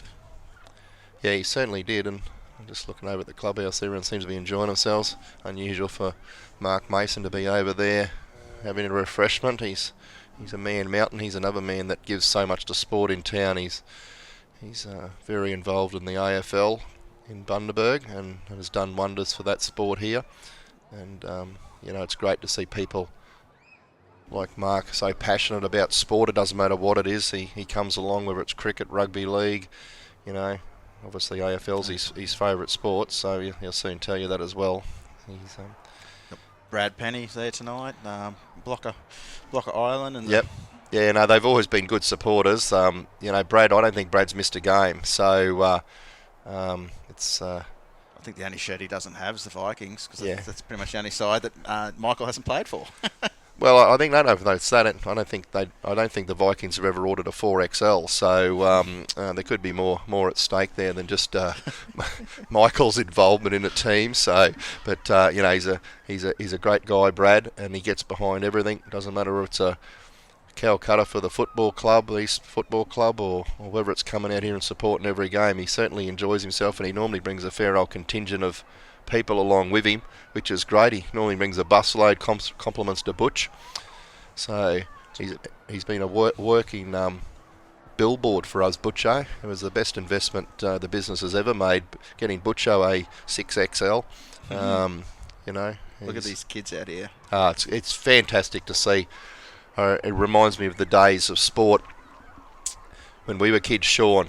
So, it didn't matter what sport it was, all the kids would run out onto the oval at half time or between innings, and or you'd look behind the clubhouse here at Salter Oval, and all the kids would be all out on the oval in the pitch black dark playing sport or tiggy or whatever the case was, and it's and this is great, and we've sort of really encouraged this. We've had the face painters here from the BCA, and we had the junior water boys last year. They had a fantastic time. The kids running the waters out, they thought it was absolutely fantastic to be able to do that. You just about could have filled it from the sky but last year. Oh, don't start. I know all about the water. With the involvement with the race club, it's certainly been a harrowing couple of years. I think I've aged about 10. But we've got young Liam Walsh this year as our head water boy. He's having an absolutely fantastic time. Mum, John and Kim, we're very keen to get Liam out here to run the waters for us. I don't think Liam's missed a game actually since the Taipan started. He's been a very good supporter of us. He loves his cricket. He had a massive blow up one year. Mum and Dad had some sort of important barbecue on, where it was an engagement party or something, and it looked like Liam was going to miss the cricket, and I think Liam got his way. He was out here after about 6 overs, so he didn't miss too much. So but that's what's great about this whole concept. You've got a young guy in Liam that's very passionate about a team, and fortunately it's our team, and it's something that he looks forward to come out here and play. And I can see by the number of supporter shirts out there, there's certainly more than just Liam out here that's keen on both the Vikings and the Taipan sides. Absolutely. And sounds good.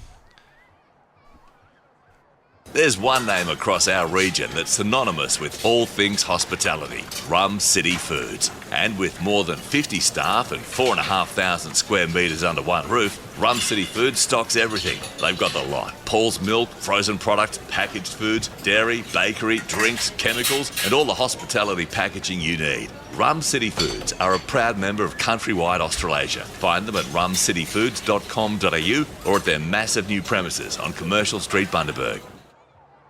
Your local battery or appliance specialists. With everything from fridges and laundry to TV, small appliances and much more. Plus, with a range of payment options available, you can buy now and pay later. Go local, that's better. Your foot's different, so your best shoe isn't the same as someone else's. Getting the right shoe makes all the difference. It means less pain, better movement, less fatigue and less injury. At FootMotion, our experienced and caring team use the latest technology to match your unique fit and movement to the right shoe. Whether it's for work, running, school or walking, we're here for the whole family. Don't compromise. Experience FootMotion today. Ensure your caravan is ready for your next adventure with Tackle Bands. Tackle Bands have a fully equipped workshop facility run by trade qualified technicians and mechanics. The team carry out repairs and installations on all types of caravans, RVs and trailers, and no job is too big or too small. Insurance repairs are their specialty. Tackle Bands are authorised and certified repairers for all major insurance providers. So, when you need quality service from professionals you can trust, see Dale and the team at Tackle Bands, to Calvin Street, Bundaberg. Hi, AJ here, the host of Wide Bay ITV's music show called The Music Scene.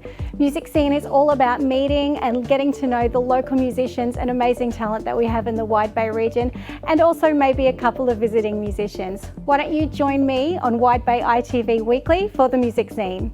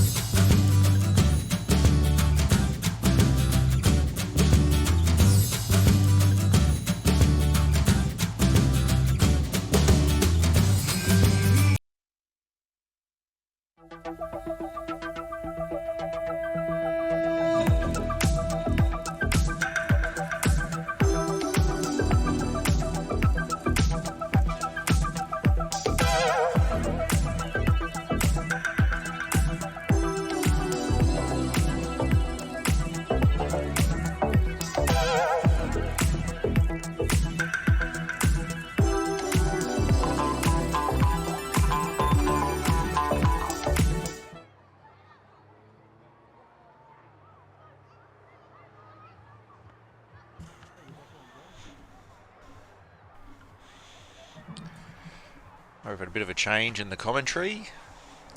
I've come back in to take over from Dale. We've got Sean here still, frantically trying to work out the scoring system so that we're ready to go for resumption of play. Yeah, 149 to win for the Taipans. Good comeback, I think, from the Taipans there. They won for 80 odd off 10 overs for the Vikings. That score could have been just about anything, and 4 or 5 really tight overs there brought the score well back. They lost it a bit in the last few overs, but yeah, it could have ended up a whole lot worse than what it did.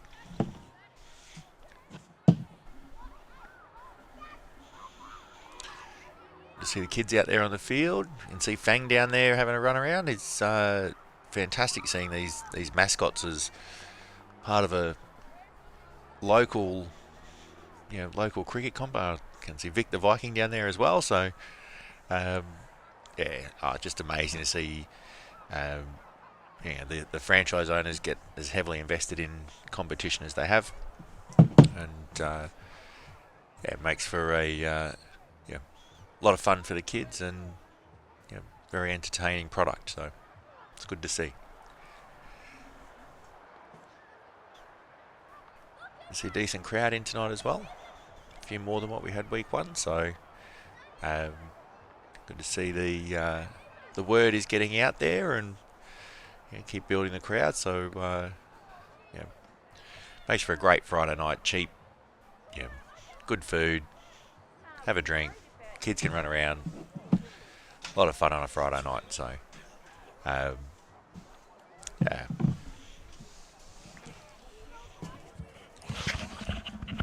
welcome back, Simon Gills, into the commentary.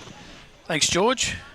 Just head down for a bit of a break and a nice chicken wrap.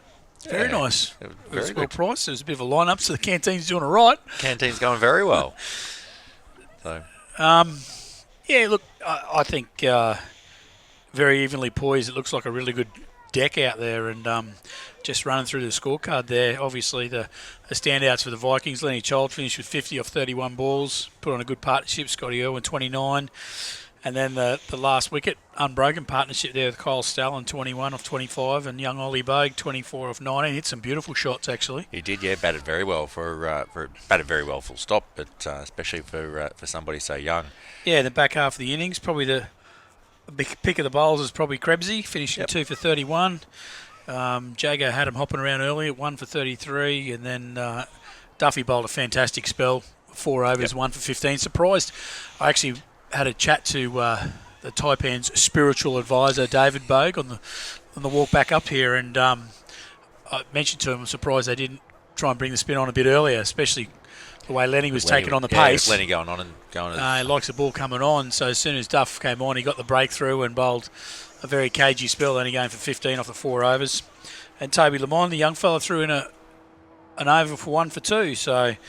And then the skipper bowled 3 overs towards the back of the innings. So, look, evenly poised, as I said last Sunday. There's 600 runs scored on this wicket, so the runs can flow, but the runs are on the board, so it's always going to be more difficult for the fielding team, second up. So, I mean, good, as you say, great pitch and very, very fast outfield. So, certainly a gettable score, and we're thinking 1 for 80 odd off 10 overs. This could be huge. Yeah, it could have gotten very ugly. 150 will win, 8 times out of 10 in country T20 cricket. Yep. I don't know that the Taipans have got any real dashes at the top of the order. It's going to be a controlled innings for them. Yep. Well, they've pegged it back enough that they probably can bat that way, though. Yeah, 7.5 and over. I mean, you can milk 6 singles. If they were chasing 180 or 190, which at the halfway mark it was looking like it could have been. Yeah. If they were chasing 180 or 190, it could have been a very different story. Yeah. I think they just got to be smart about how they play it. They've got to use the power play early. Be interesting to see who they throw up the top of the order to use the power play early, because they've only got probably 1 or 2 big hitters, so to speak, that'll come out. But whether they just decide, you don't need to go out and throw the kitchen sink in the first 4 overs. You can play legitimate cricket shots and still go away at 8 to 10 and over. Yep. So and we saw the Vikings power play only went for 26 in the 4 overs. Next thing you know, they were 80 off 10 overs. Yeah. So the next 6 overs produced 60 odd runs. So. And how many times do you see the batsmen take their power play and wickets start to fall? Yes. Yeah. Look, it's the power surge seems to result in more chaos than what it needs to be. Like, very rarely you see teams go for none for 30 off 2 overs. Seems to be that the change in mentality, the way the batsmen are playing, whether it's in the first sort of 4 over power play or in that 2 hour over power surge, that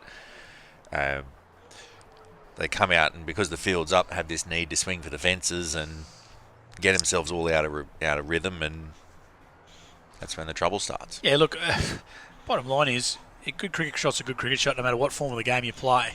And you can play good cricket shots with the field up, along the ground. Yep. You know, you don't have to try these, ramps and dinks and all the rest of it that you see on these guys on TV do. And most of the time they don't do it unless they're probably 60 or 70 not out anyway, and they're seeing the ball so well. So it looks like we're just about back in action. The umpires, Noel Stitt and Paul Denning, heading back out.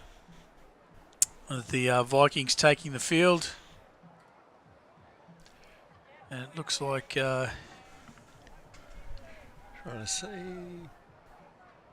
Just trying to see who's going to be opening the batting. Mitchie Waters and Michael Loader, maybe? You might be right. I think it might be those two.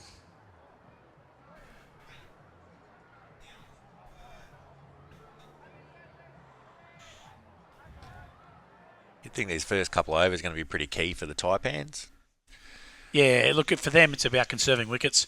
Yep. They don't have to go hard in terms of run chases, but they need to be similar, I suppose, what the Vikings were. If they can be 1 or maybe 2 down at the 10 over mark, then they've got that bit of batting at the back half that can, get that last 70 runs in the 10 overs, Yeah, they're 1 for 60, 1 for 70 off 10. And yeah, that's your launch pad, isn't it? So, and I think that's what you got to think about. And whether it doesn't matter, again, it doesn't matter what format of the game you play, wickets in the shed, can count for a lot at the back end because you can play with a bit more freedom. If they're 5 down for 80 or even 5 for 100 after 10 overs, that back 10 overs is still walking on broken glass. You're still not sure.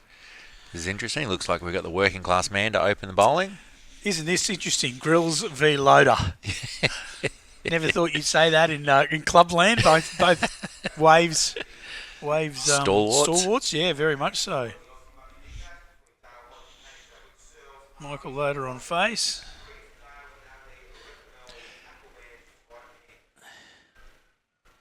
The real highlight, I guess, of this whole competition, this whole tournament, we heard towards the end of the first innings there, Tackle Van's Taipan's owner Dale talking about how he had David Bogan, Sean Stutchbury on his team for season 1, arch enemies and hated each other for many, many years, playing on the same team and forming some very, very good partnerships. Yeah, look, all this, the club animosity and whatever else, no matter what town area you play in, you love-hate relationships. Bottom line is they play a bit of rep cricket together for Bundy, the Wide Bay, etc., etc. So I suppose the age-old, any time Australia played New Zealand, you hate each other, but any time the Kiwis played anyone else, you're barracking for them because they're our closest allies and neighbours, So, but we're away with Reece Grills in the first over. Loader very cautious, just a little glide down to third, or gully, I should say, for no run.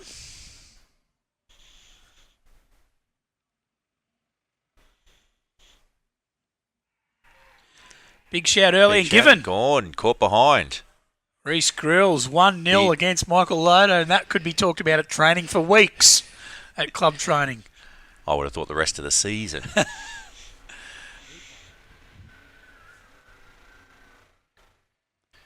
we go, going to the replay. The big drive, well taken. Yeah. Straightforward. Umpire Noel Stitt gave him a bit of a send-off too. Umpire Noel Stitt had to think long and hard about that one. I've never seen him put his finger up so quick. He's generally very cautious.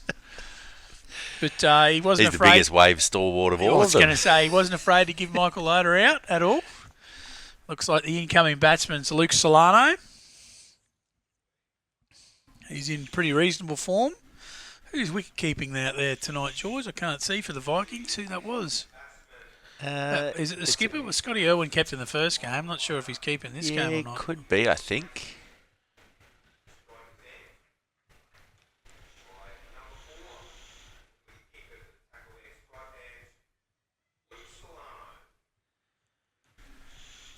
I think you might be right there.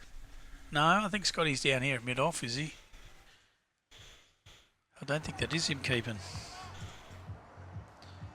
Might be Eric Peterson. He's at cover. Okay.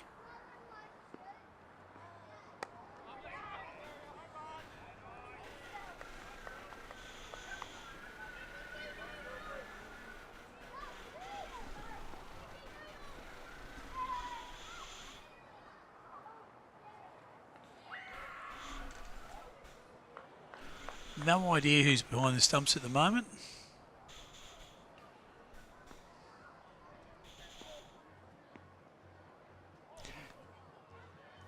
Luke Solano's faking face.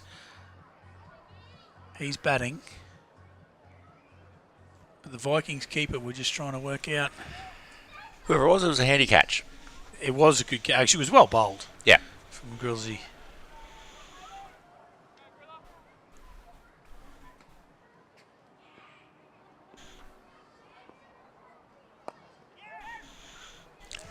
Work there by Luke Solano.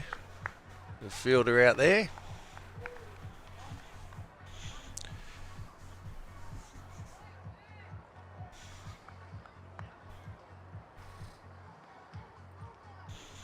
Tucked away for an easy 2.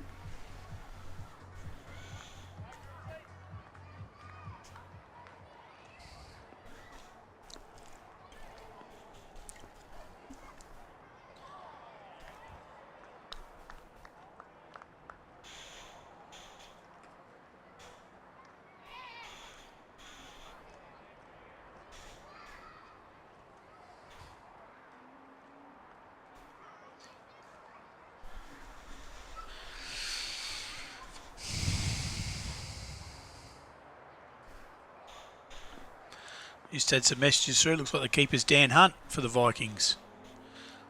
One of the pool players that's been brought in for tonight. So probably why we didn't recognise him in the team lineup, George. Good first over from Reece Grills.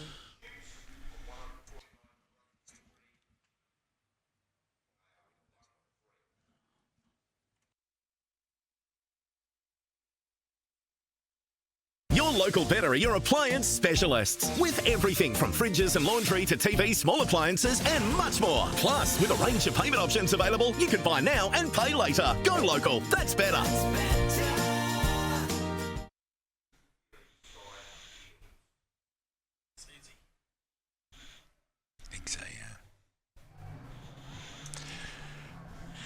Opening bowler at the other end is Trent Seeds.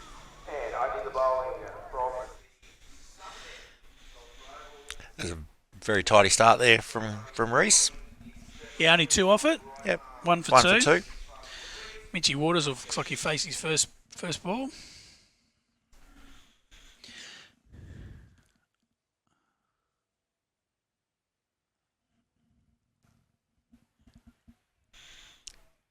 Nicely worked into the gap there.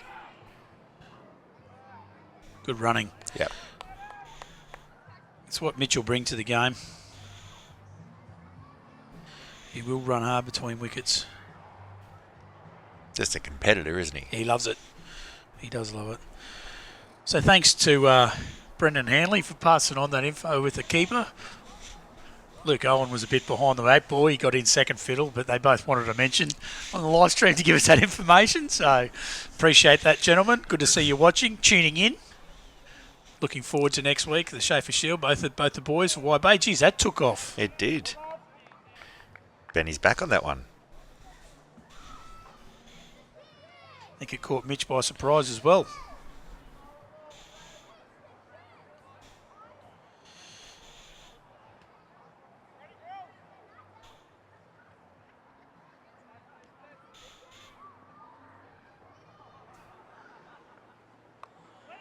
Tried another one and get away with it. Well run. Yep.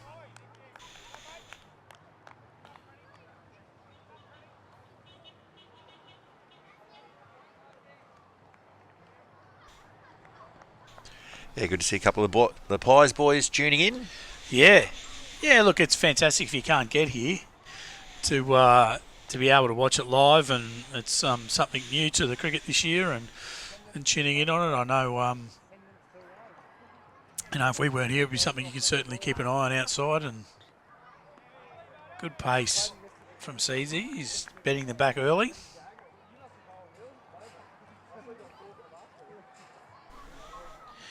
But yeah, I think the Wide Bay ITV have done a fantastic job setting it up with the cameras and the replay, and just bring something, added extra to the cricket. And I mean, it's great having the fans here tonight. There's a good crowd out here tonight. But for whatever reason, if you can't get here, it's just you can able to tune in, and nice drive from Luke there for a single.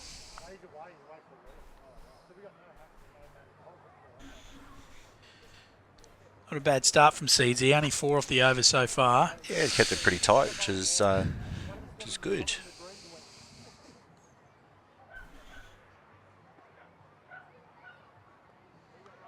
And a leave on the last ball. That's the over. Very tidy start for the Taipans. For the Vikings even. Looked over at the screen and saw Taipans. Ensure your caravan is ready for your next adventure with Tackle Bands. Tackle Bands have a fully equipped workshop facility run by trade qualified technicians and mechanics. The team carry out repairs and installations on all types of caravans, RVs and trailers, and no job is too big or too small. Insurance repairs are their specialty. Tackle Bands are authorised and certified repairers for all major insurance providers. So, when you need quality service from professionals you can trust, see Dale and the team at Tackle Bands, to Calvin Street, Bundaberg.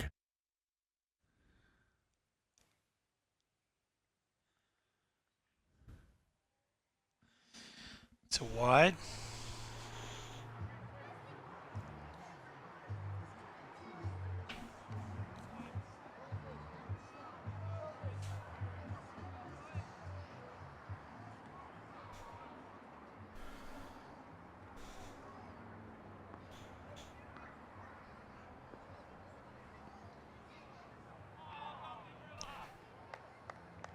Bowling well here, Reese. He's doing just enough, causing batsmen some trouble.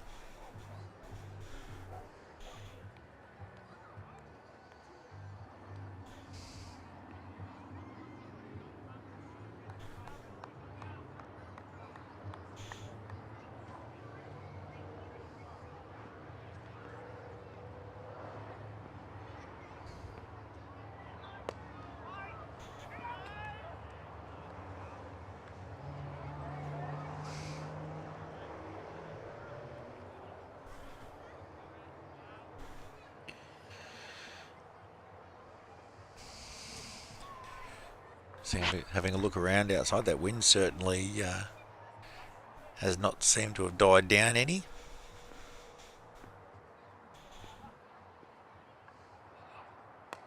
Good drive. Couldn't get through the infield, but a bit of slight fielding. misfield for a single.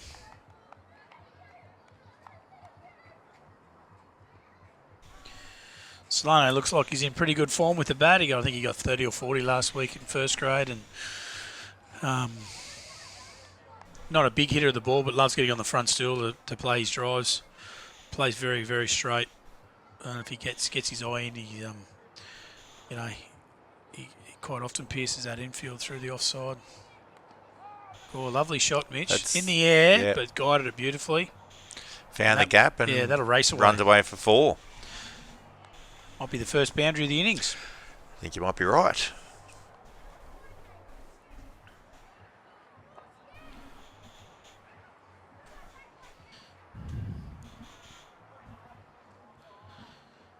$13 in the third over, 1 down. The Vikings are doing a good job so far. Yeah, as I say, I mean, Taipans had the Vikings in not too dissimilar a position.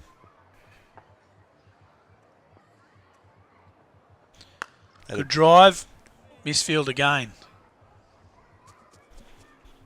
Pick up a single.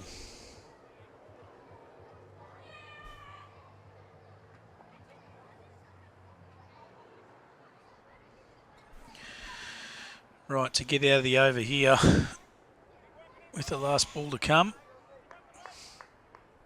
8 off the over so far.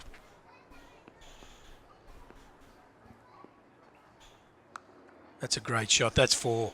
Yeah, that's his strength. Through the shot. offside's his strength. He drives well, but he got rocked back on the back foot then. Took time. Grillsy's not the quickest, but he can move the ball around. But Luke was onto it in a flash then and just found the gap with the field up, and anything straight through that gap, it's just raced away for a boundary. Good way to finish the over for the Taipans. Just a touch short there. Bowl it, just that back of a length. The ball's not going to move as much, and it's a lot easier to do that then, doesn't it? So 18 after 3 overs. Looks like Seeds will have another one. I think from memory, Vikings might have been 26 off 26 4. after power play, yeah, that's right. So pretty evenly poised. Yeah. Both batsmen is just about settled. They're both gone to 8.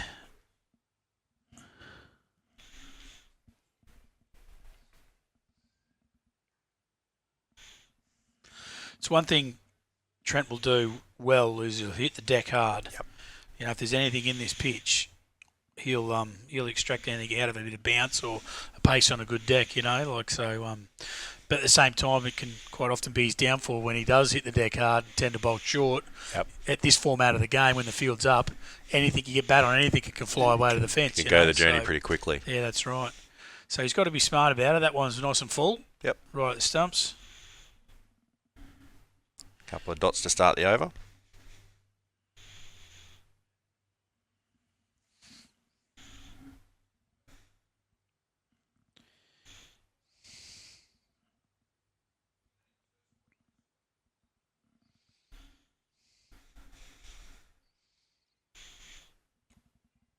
I'll sneak a single out of that bottom edge. Well run.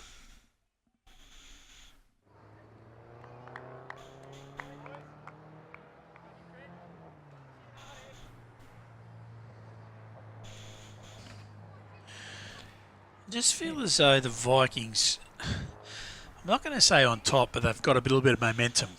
You do get that sense. Just because the Taipan's bats don't look like they're hitting the ball cleanly. You know, there's a couple inside edges, a couple of pushes and nudges to fielders.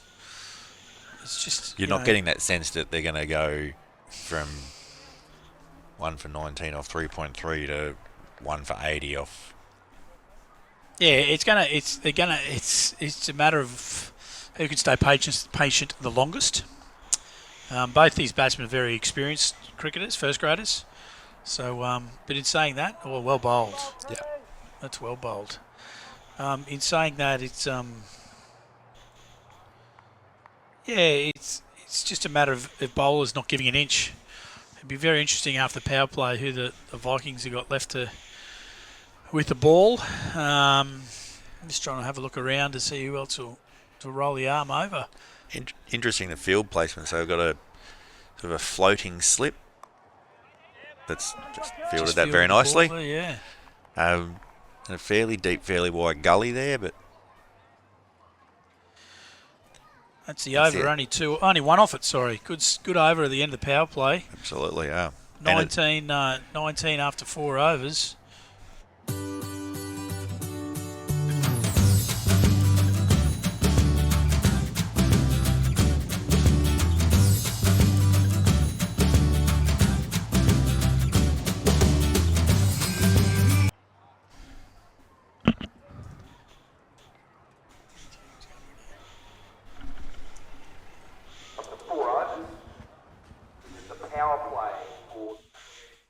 This looks like young Nick Clark, one of the young guns. He's a brother's boy, young Nick Clark. Goes to Shalom College. Bowled quite well in the first game. Hit the deck okay. Skids him through. Yeah. Not quick. Yep. Just pushes him through, but bowls very accurately. And not a bad clip. He's not the biggest bowler floating around, but he'll skid him through pretty well. It's a wide to start. Might have a few nerves early.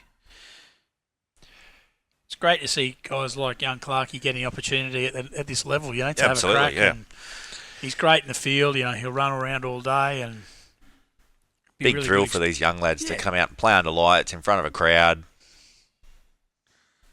It's good experience for him. Absolutely, yeah. He's just got to zone in and try and just not give any width here. Just bowl stump to stump at this level.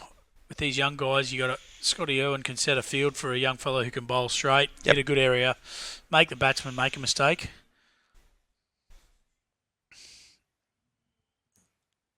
That's much better. Yeah, he's straightened himself up a bit. Yeah.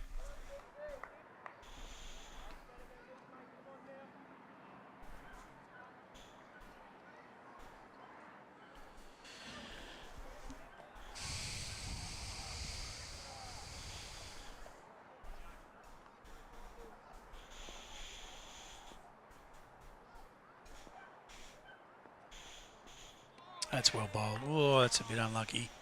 I think umpire Stitt might be a bit harsh then. Certainly looked as if Mitchie had a decent swing at it.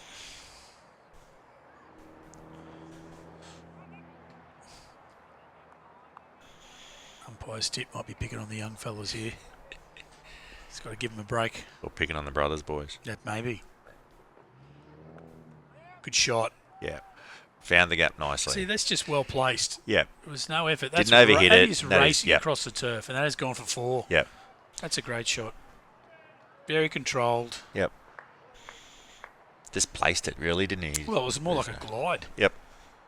You know, he didn't overhit it. Didn't have to. No. And I think that's got to be the key to the innings for the Taipans. These guys have got to be smart enough to bat the next 10 overs playing cricket shots like that rather than... They don't have to go big. They don't have to do a Lenny Childs and clear the fence. I mean, the kids would love it, but they don't have to do it to win the game, you know. They can get the odd boundary, run 4 singles, and you're out 8 and over as it is.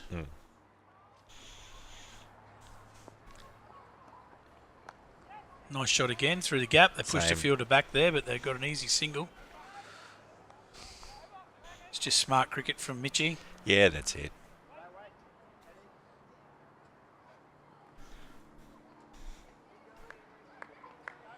As we were saying there at the start, they don't need to panic, just work around, odd boundary, good cricket shots. They've got 8 off this over, and there's still 3 balls to go. Yeah. So anything's a bonus now for this over. And that could go for 4 too. He's found the gap there, That's going to Luke. go pretty close. It has That's going to raced go away all the for way. 4. And again, that was just a back foot push. Yep.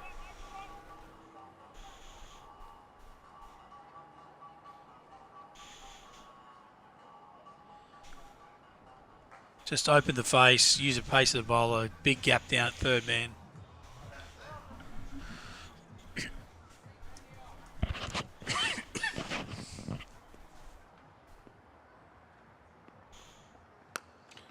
It's a good drive. Nice That shot. might go for 4 as well. Yep. I know, good chase. That might be Seedsy chasing it. He's probably one of the best fielders in the Bundaberg competition. It is a long way out to that boundary out there. It is.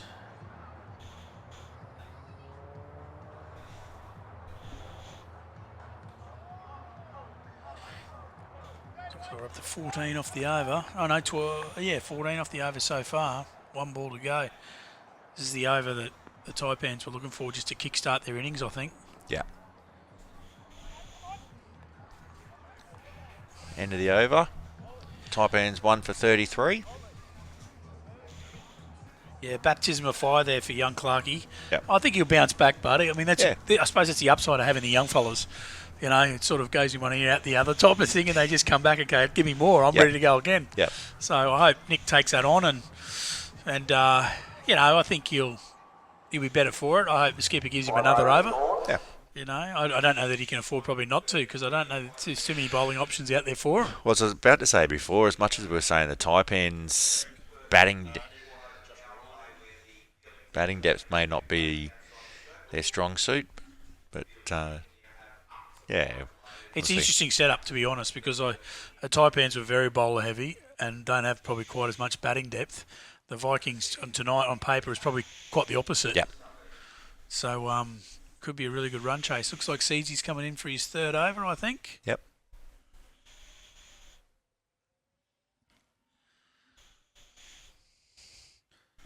Be interesting to see how they play him here, because the field's spread a bit more now. He's in his 3rd over. Will they just try and see him out and nudge a few around and take on the other bowlers like they did with young Clarkey in that first over of his? Still yet to see the spin of Artie Richardson, the cagey Artie Richardson, or inside edge, well bowled, that's 4. Right. Batsman apologises to the bowler. Don't see that happen very often. No. Bowler to bowler, that was an honest apology. He's got an inside edge, it was well bowled.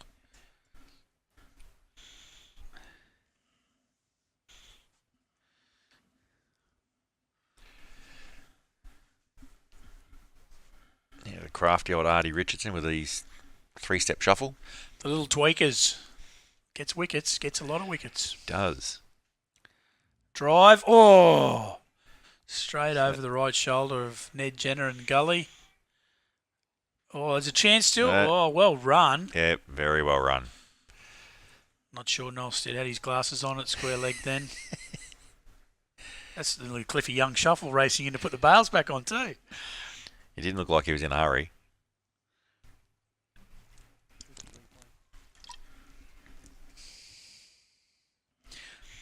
Well fielded down there. Was that Ollie Bogue, I think, down there at third man? Mitchie had to put the big ones in. He did.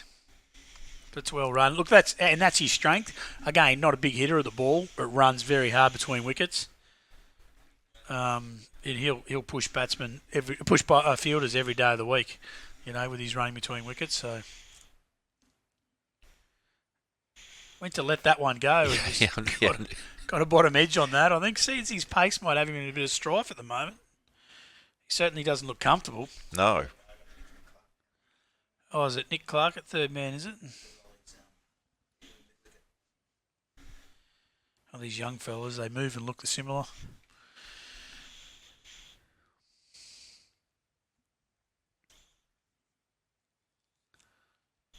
Oh, well bowled. Yeah. That's cut him in half. Off a good length. Seemed to bounce a little more too. Yeah, he does. When he bends it back, he's deceptively quick. Seeds he is. Like if he gets it right, he's very difficult to play. And I think this over's showing that. Mitch's inside edge went to let one go that's ducked back in and got the face of the bat. He's just cut Luke Solano in half with a ripper. Short one. Oh, he's fended away. That's that one. He's bent the back and got for good length. Not sure Solano knew where that was going at all then.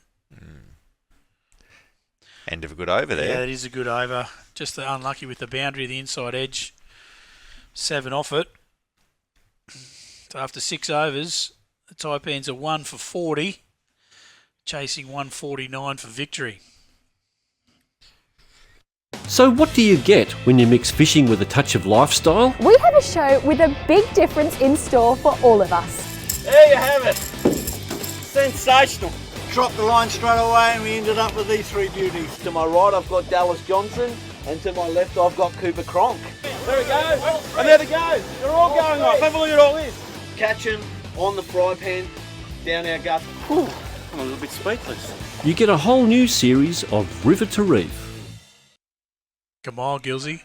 And I said, oh, really? So he said, I went to play a cut shot next, it's cut me in half and top and middle. I knew I was in trouble. So it was obviously very well bowled out there. And he doesn't sugarcoat things, Eric. He tells you how it is.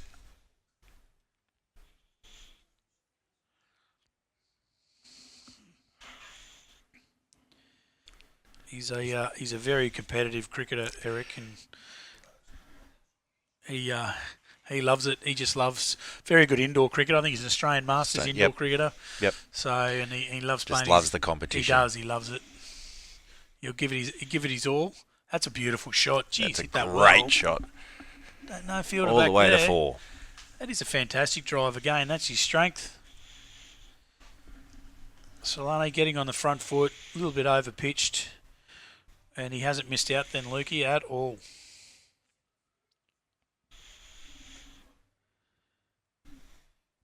So Solano's raced to 18 off 19. That might be 4 more. That's it, yep. It is too. Another drive through the offside.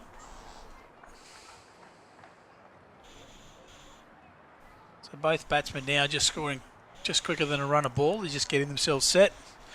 They really haven't played any rash shots. Haven't gone over the top. Haven't had to. Just playing the ball on its merits, finding some gaps. They have been lucky in a couple of occasions. Yeah, a couple of inside edges and. But no drop catches. Nothing's gone to hand. No. And now the field's spread. They just tend to be milking the ones. If they get the odd boundary off a decent shot, you're going at your 7 or 8 and over, which is what we said earlier, So. Well, the first time in the innings, the run rate they're currently scoring at is above the run rate required.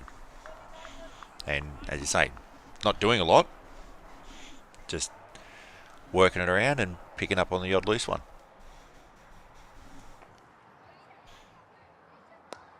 Just like that. Yep. Little defensive just good, push. Good cricket. That's it. Defensive push for a single. 11 off the over.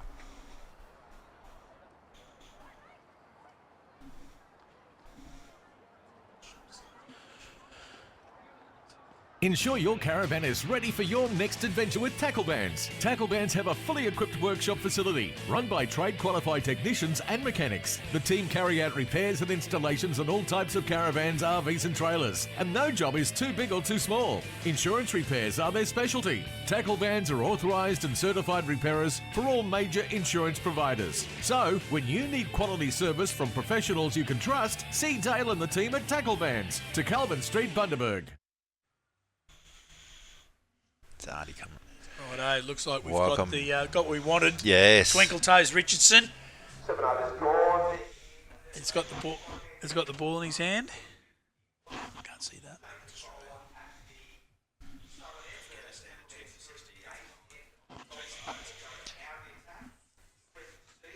So looks like we've got a score update with the Aussies. The Aussies finished with 8 for 168, with the Afghanistan 2 for 60 in the chase.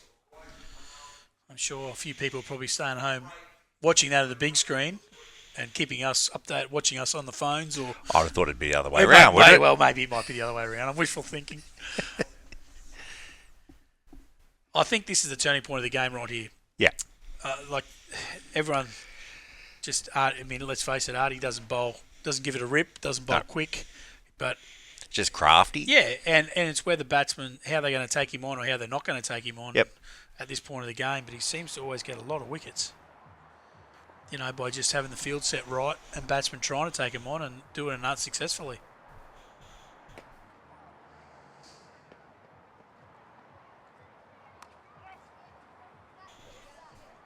Oh, misfield there from one of the young blokes.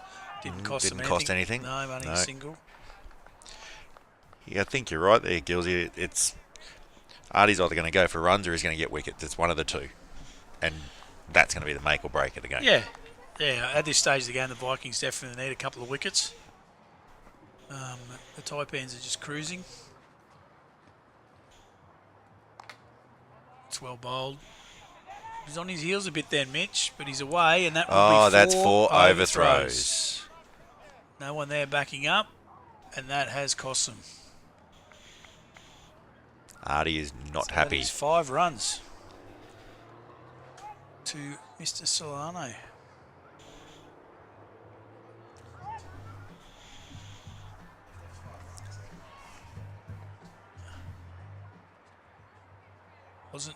They're at the wrong end. They are at the wrong end. It was definitely a 5.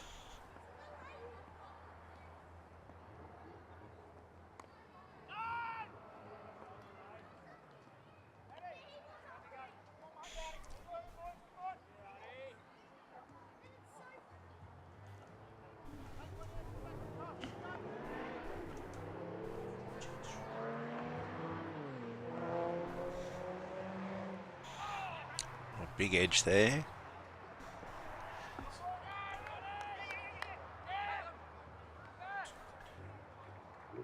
Well run again.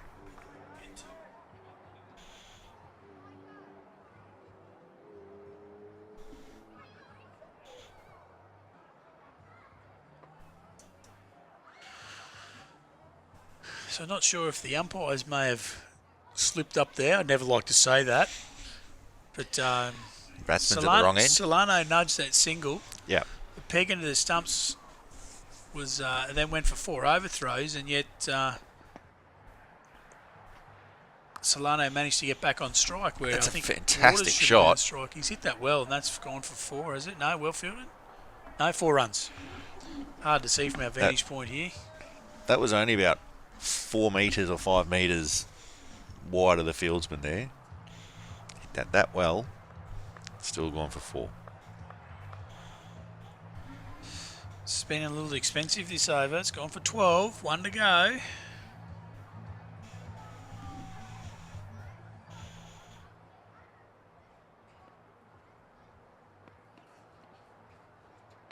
Oh, edge.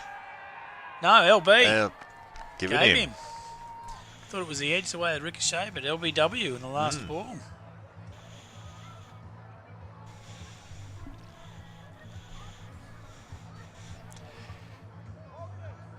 Oh. Yeah. Yep. We did say this was going to be the make or break. He either gets wickets or goes for runs, or has just this uncanny knack.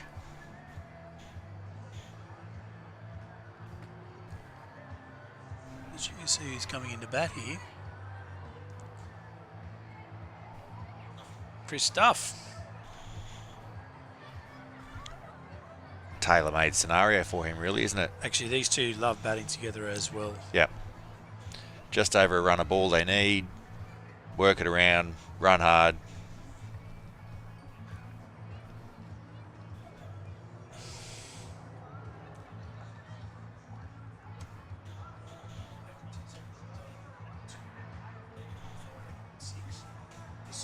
Dismissed batsman.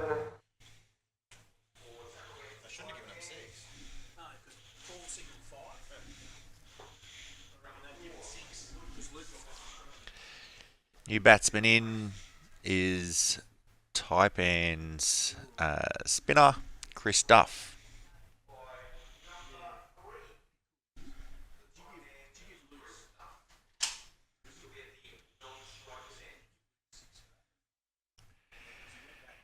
We'll have Eric Peterson continuing his spell.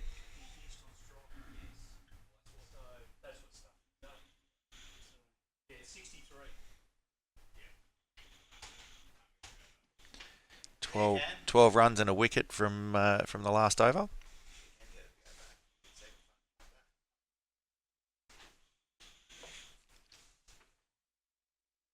Good running. Who we got bowling at the moment? Eric again?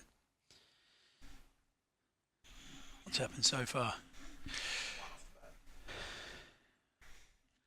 One off the bat to Mitch.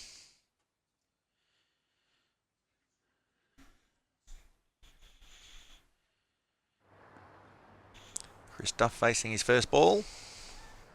All short. And he gets a half tracker. Doesn't put it away. Won't be happy with that. No.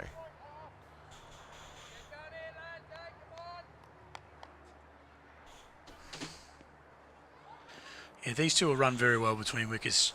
Club mates, very good friends. Oh, that's a wide. I'd say that's a wide. And the keeper's missed it. Had an airy.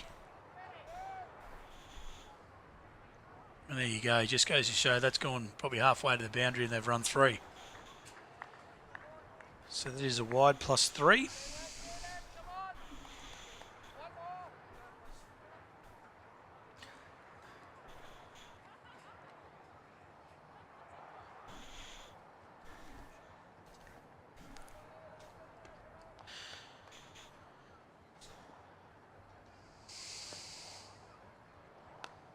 Catch, is it? I think that's out. Yep. He certainly looked like he scooped that off a good length. Is that Kyle Stallen? Looks like Kyle Stallen has taken that catch, and that is out. The end of the dangerous Mitchy Waters out, yeah, for 25.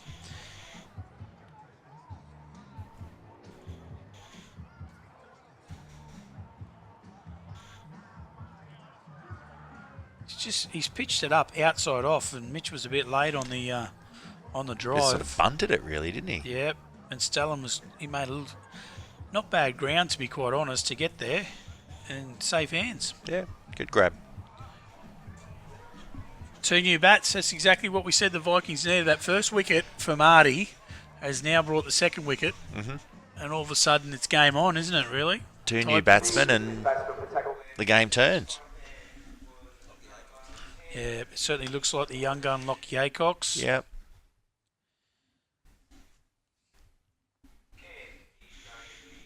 So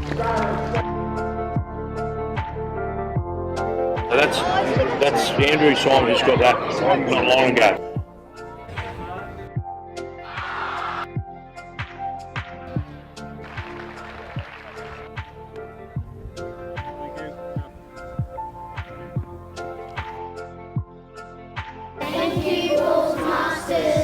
saying that, Eric will be very cagey. Oh, mix up here. Duff gone back. Anything could happen then.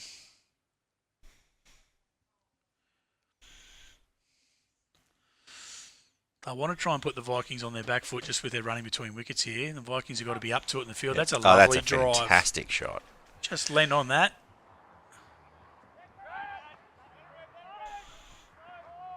Oh, again, Haycock's coming back for the third there. There's a little bit of miscommunication out there.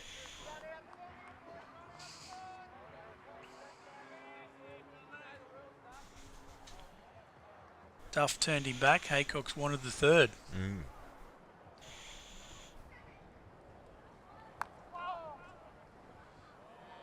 That's a great comeback from Eka in that over. Bit of everything in that over. Yeah, didn't give away too much. 4 wide, apart from the 4 wides. But it got the wicket, got the all-important wicket. 7 runs and a wicket. Just go to a quick break, back in a moment. There's one name across our region that's synonymous with all things hospitality, Rum City Foods. And with more than 50 staff and 4,500 square metres under one roof, Rum City Foods stocks everything. They've got the lot. Paul's milk, frozen products, packaged foods, dairy, bakery, drinks, chemicals, and all the hospitality packaging you need. Rum City Foods are a proud member of Countrywide Australasia. Find them at rumcityfoods.com.au or at their massive new premises on Commercial Street, Bundaberg. Righto, welcome back. We're into Artie's second over. It's good running. Yeah. Gone on strikers. That was just a nudge and run. Pretty evenly poised now, really. I mean, yeah, Vikings were... We said the 70 to 80 target. Yeah, were 83 or something off 10. And probably lost the extra wicket they didn't need to lose. So True. These two need to consolidate now. 2 new batsmen. They've got to be smart, run hard, as you said, and get them to the 14th over probably.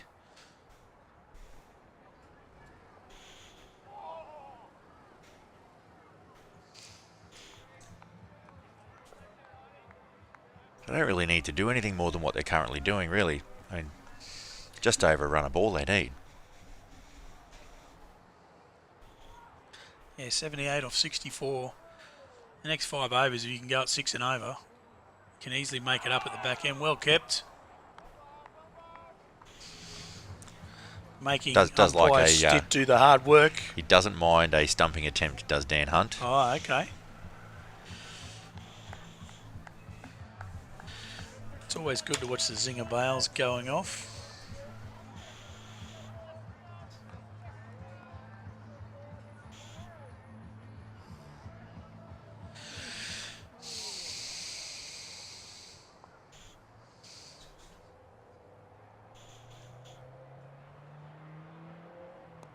That's smart cricket. Yeah, You're going to nicely run hard played. here. Yep.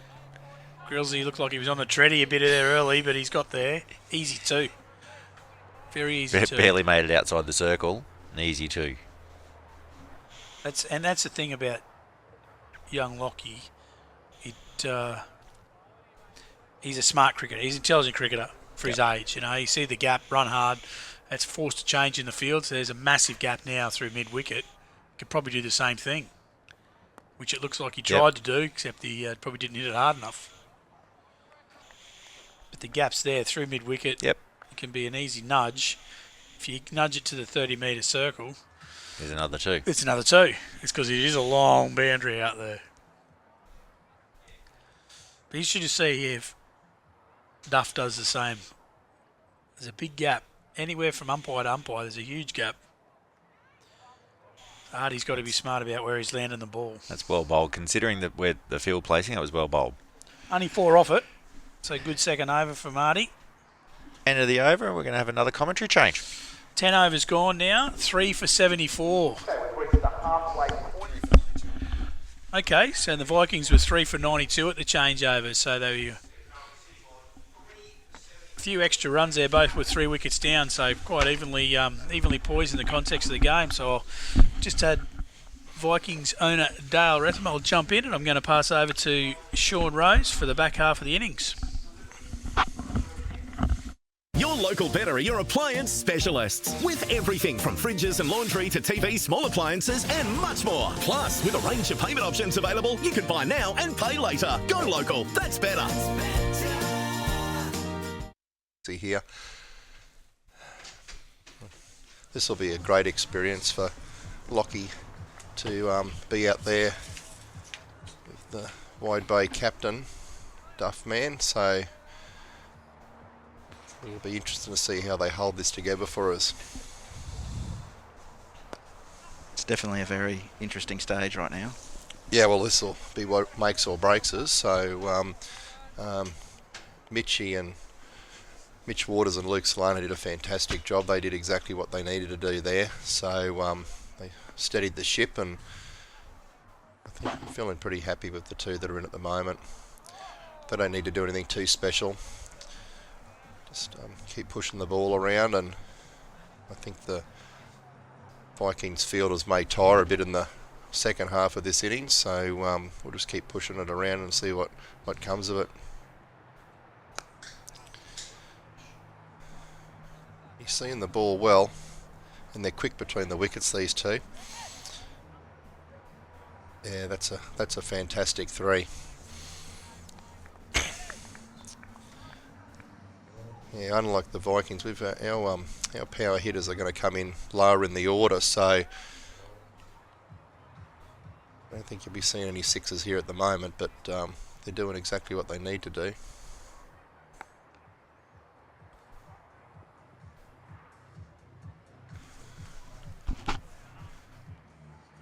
I think he's finally found a way to calm me down as a teammate and to put me up here. It really subdues me, actually. So I wonder if it's the same for Bill Moorhead, if it has the same calming effect.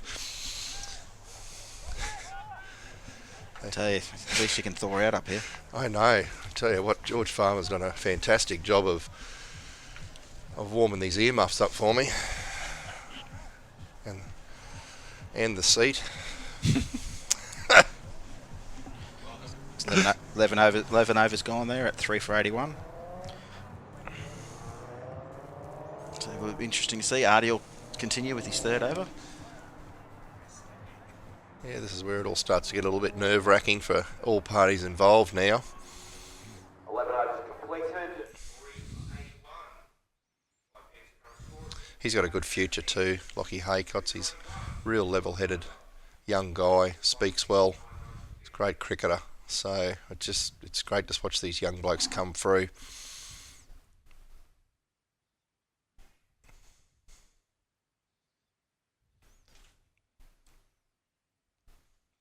Simple single there.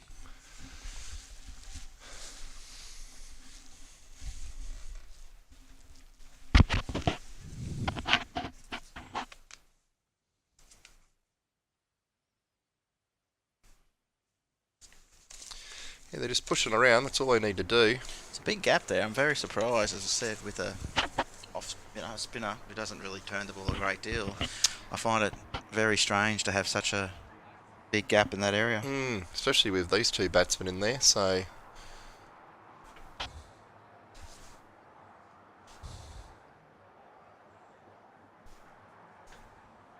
almost encouraging you to walk across. Yeah. Really like Chris Duff as a batsman. He's a smart operator. He's a good all-round cricketer. Oh, he certainly is. And it's good to see him playing up the order a bit for the Taipans this year, giving him a bit of time in the centre, which he deserves. Yeah, he's having a year off from rep, I think, this year too, just focusing on family and just a bit of club. And the Taipans. And the Taipans, of course. That's club too. He's really enjoying himself. He bowled well with the ball, and he was great in the field. So his debut for the Taipans has certainly been good for us. So and that's what we wanted out of him. He's, like you said, he's a great all-rounder. He's an asset to any team.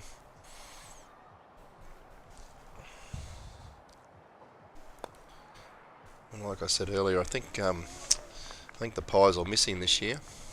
Yeah, I think they'll miss a couple of their guys last year. Their side's definitely changed a fair bit, but I suppose that was one of the good things at this auction, to really mix up the teams again. Yeah, it certainly did. Last year we sort of seen the same faces in all the sides, and there were a couple of teams that probably were a little bit better on paper than others, so it was good. Though I think they've levelled it out a bit this year, which is what their whole intention was. So well done from the BCA on that to correct what was occurring. I think it's really freshened things up just from the players' perspective too. A bit more, new faces, new teammates. Yeah.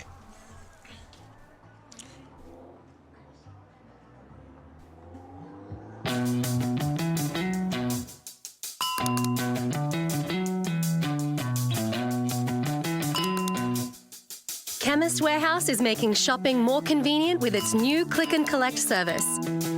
Just tap to order items online. And it's ready for pickup within just 4 hours.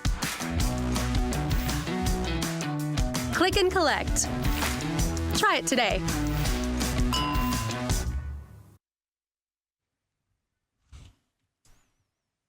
It's a good start to the over there with Lockie getting one. Yeah, you would have enjoyed that. He's got some enthusiasm out there in the middle at the moment, so showing his older counterpart that he can hit a boundary. Yep. Tell you what, the Vikings would want to get this in order. Their extras are killing them. The extras have been certainly beneficial for the Taipans. They're going to be our leading scorer. Yeah, they're just putting a bit of pressure on now, pushing the ball around, and the fielders are doing what we thought might happen in the second half. Putting them under a little bit of pressure.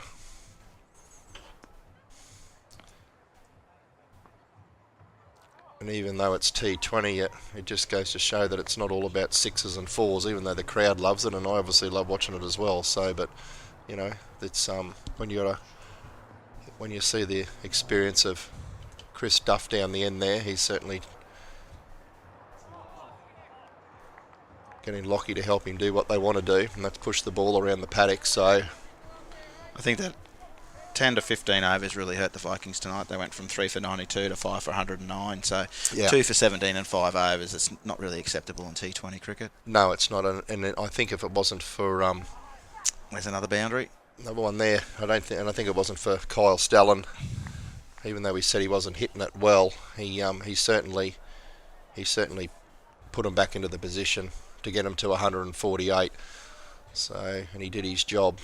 A bit like Mitchie Waters for the Taipans today. Mitchie's, you can nearly, pardon the pun, George, put your house on him. He always does the right thing for us, and he does what he needs to do, especially with that real early wicket of Michael Loader. Obviously, Michael would have been disappointed with that. Especially to Reece Grill's former Taipan player. I actually think I might have counted an extra couple of steps in Reece's run-up since he was playing for the Taipans. So, newfound enthusiasm we're in the Vikings this year. Maybe it was the proud sum of $100 that he was purchased for from the shrewd manager of the Vikings. Well bought, Sean. Might get some benefit there from the senior coordinator. Well, I remember a reasonably shrewd team owner in the first year bought him for quite a good sum of, I think, $300. So you beat me there, and I thought he was good buy back then. So I remember, I think we got Steve Hamilton for 150, Lucy Hamilton's father, and isn't she going great? Yes, fantastic. It's just a great story for Bundaberg, and lovely family. Hamo was crucial to the team spirit in the first year. It was good to get him out of retirement and bring him out with the Vikings. He had a great time. We enjoyed having him in the team, and obviously we've kept a fond interest in Lucy and how she's developed as a player, and with the Brisbane Heat. It's very exciting times for her, and I think she's got a great future in the sport. And proud to know the family and also proud to say she's from Bundaberg. Yeah, no, I think there's a few more that are trying to follow in her footsteps. That I think that obviously the Sunshine Coast Scorchers have got quite a few little great up and coming Bundy girls playing, and Wide Bay girls playing in that side. Yeah, I agree. People say to us all the time, why do you do so much with sport? And that's exactly the reason why we do so much with sport. We, that's the things that make it all worthwhile. I love seeing these little success stories, and, quite frankly, I just love seeing people out enjoying themselves. It's great for your fitness. It's great for the community. There's no real negatives to it.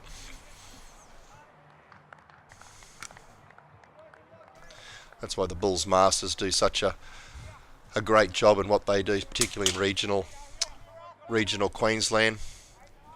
Those players were people that people grew up with, and back well before Netflix and all those sorts of things. You used to watch the cricket. It was one of the things you did as a family and enjoyed. Gee, he's seeing the ball well, isn't he? It's he's really enjoying himself there out in the middle there, Lockie. I think he's enjoying being out there with Chris Duff, and I think Chris is enjoying having the young gun with him as well. So they only need to keep doing what they're doing here, and we won't even need to worry about the rest of these boys. Yeah, exactly. I think you were going to ask me earlier when you think the power play is going to be. Was that what you were going to ask me before the commercial popped up? Yeah. Well, like I said, we've still got all our big bats in the shed. So, you've got Dean Krebs, who I think you might have reminded me earlier, he either gets a duck or... Either gets a golden duck or he gets runs. Or gets runs. So, I don't know if that made me happy or nervous when you said that. So, Bogey's helping instruct Liam on a bit of water boy prowess. I think Liam might be fading a little bit in the later part of the game here. See Tackleban's, your family-owned caravanning experts, for the popular New Age caravan range. Walkinshaw designed and engineered for superior strength and reliability. Start your adventures today with a New Age caravan from Dale and the team at Tackleban's to Calvin Street, Bundaberg.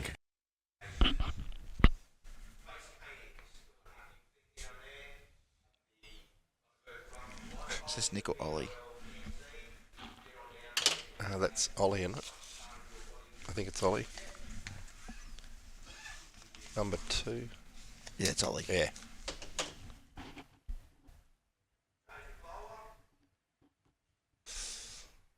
He'll love bowling to Lockie.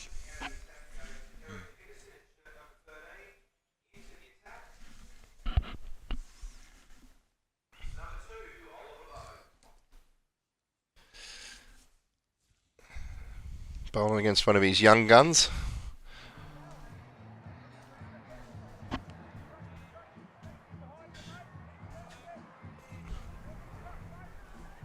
We would have loved to have had Ollie in the team, but unfortunately you can't have everyone, and we knew he'd get snapped up really quick.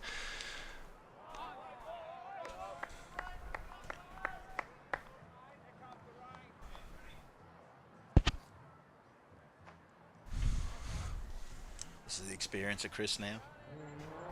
Yeah, coming down, not letting Lockie's head run away with him here, particularly facing Ollie Bogue. I'm sure he'd love to push him to the boundary, but I'm sure Chris will keep him contained. They only need to keep doing what they're doing. Eric won't be happy with that. There was a real chance there, so he'll be very disappointed with that, because these guys look like they've really set themselves into the game here. That was you really needed to get that one, Sean. Oh, yeah. He doesn't miss them too often, Eric. He's feeling it too. He's not happy with himself. Oh, look at that. Absolutely punished. Great shot. He hit that fair out of the middle, but sensibly as well, so he didn't put himself at risk and got the result.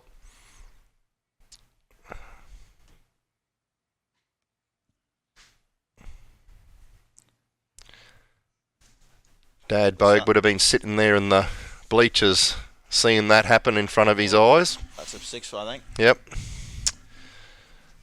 I reckon David might have been seeing that happening as well, so Ollie just needs to get his head back in the game here. doesn't need to get frustrated by this. Eric's come in and had a few words to him. I can hear Nick Catasti's music from up here in the soundproof room. I said to Natalie, One night only, Nick. One night only, Nicky come back for the Taipans, former manager of the Taipans, did a fantastic job, but since retired, the big hours at Sunwaters pulled him up, come in for a one-off DJ event. I actually said to Nellie, I got an earache tonight. Now I think I know why. If I can hear it from up here with the headphones on. I was standing right next to it before, so I think I've worked out. I've Googled my own medical consultation there and fixed that up. Yeah, look at that. Just sensible. 4-6 and then just pushed him for a nice little single there. And that's the benefit of experience, isn't it, Sean? Oh, absolutely. That's why it's such valuable to any team. Starting to cruise now. At the end of 15, they're 3 for 116, 118 it looks like there.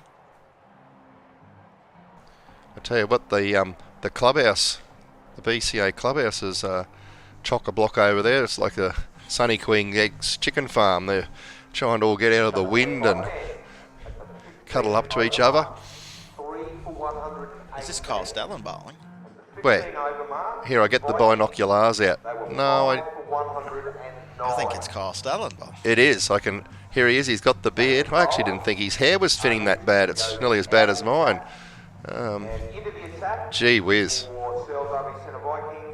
Oh, I've just worked out it's actually clearer to look at the TV screen in here than it is to try and see out through the glass. That's rookie commentary error, I guess. Look at this, he's keen too. He was a bit of a bowler in his day till he had his injury. And he's bowling some offies. And that's what Duffy thought of that. Look at them. Gee, they're quick between the wickets. It's great to watch, isn't it? Yes. So they were so what's the tactic here, Sean? Do they run out of bowlers, or they just want to try something different, or? I'm actually surprised myself. I thought Joshy Winan probably would have got it, but obviously they're trying to. Have they called the? Yeah. Yep. So. Oh, that's some poor running there. Yeah. I think Lockie wants a piece of Kyle. He wanted to be up this end, didn't he? I don't think he's had a bowl in the T20, Kyle. I don't think ever. He certainly had plenty of go with the bat. He had a great season with the Pies when he played for them. I think he was their leading run scorer. He was quite high up in the whole comp as a run scorer. I think he was a bit discredited in the auctions early on. He went quite cheap.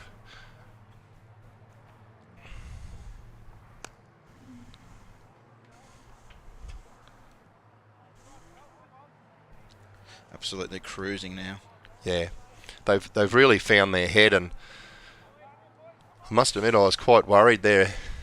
The change of innings, I thought we would have had our work really cut out, and we did, especially with that early wicket. But they've done it. You needed that, didn't you? What'd they do? Straight through his hands. Come on, Kyle. So they brought him on. He would have got a wicket then.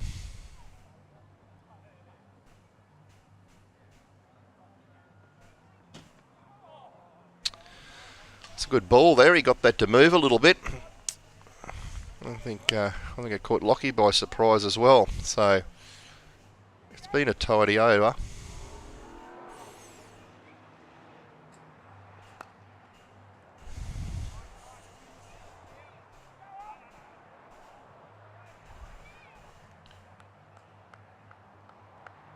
It's good to see Kyle's got his breath back anyway. They certainly run him around the pitch earlier on. Yeah, they did, absolutely. 16 overs completed. That last over was a killer for him. He was sucking in the deep breaths then. I can't blame him. Cold air.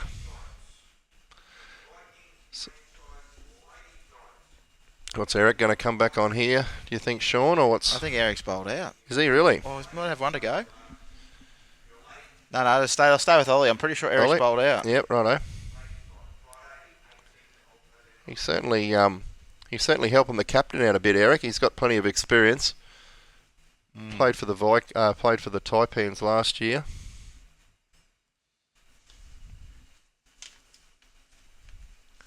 You guys were far too aggressive in the auction for me. I had to back out. I threw a few names up this year and you punished me.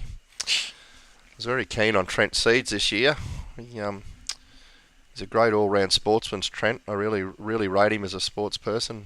Won an award the other night at the East Rugby League Sports Dinner. It's really admirable when you can take your hand to multiple sports like that and excel in both of them. Yeah, no, he's an extremely handy cricketer. Yep, he's just a talented sports person, so...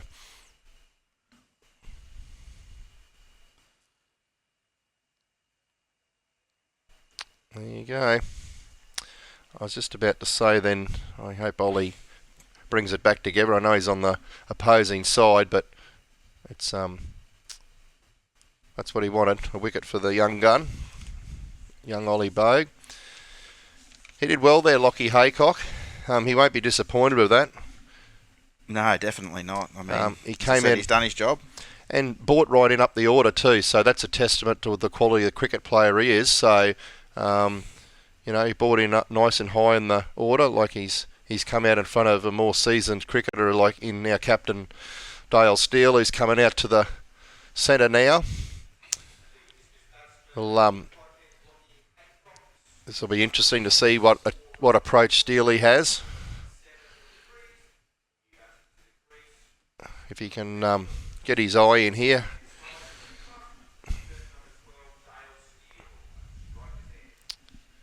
He's throwing him down, Ollie. He gets quicker every year we see him. So Steele in the middle with his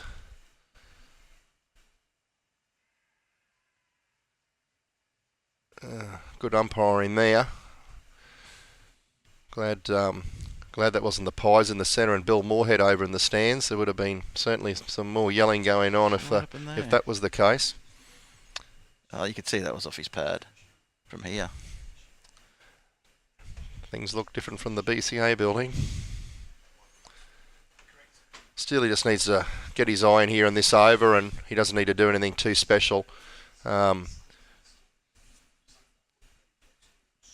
We just don't want a quick succession of wickets lost here, and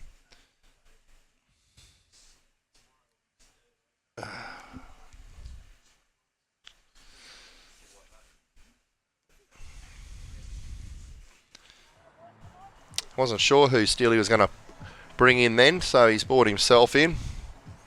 Rightfully so. He's good with the bat, Dale. He's hit some massive sixes here over the years. Who's going to come on now? See where to go. I think they're not going to bowl Kyle again, are they? I think they are. Well, he didn't have a bad over. I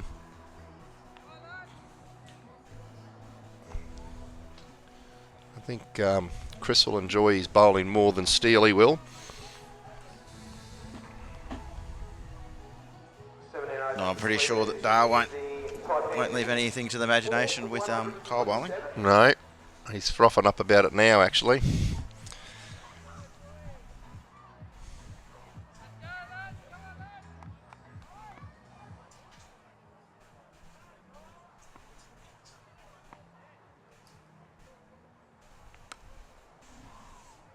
How are we going for time, Sean? Are they getting through their overs? Yeah, plenty of time. Yeah, good to see.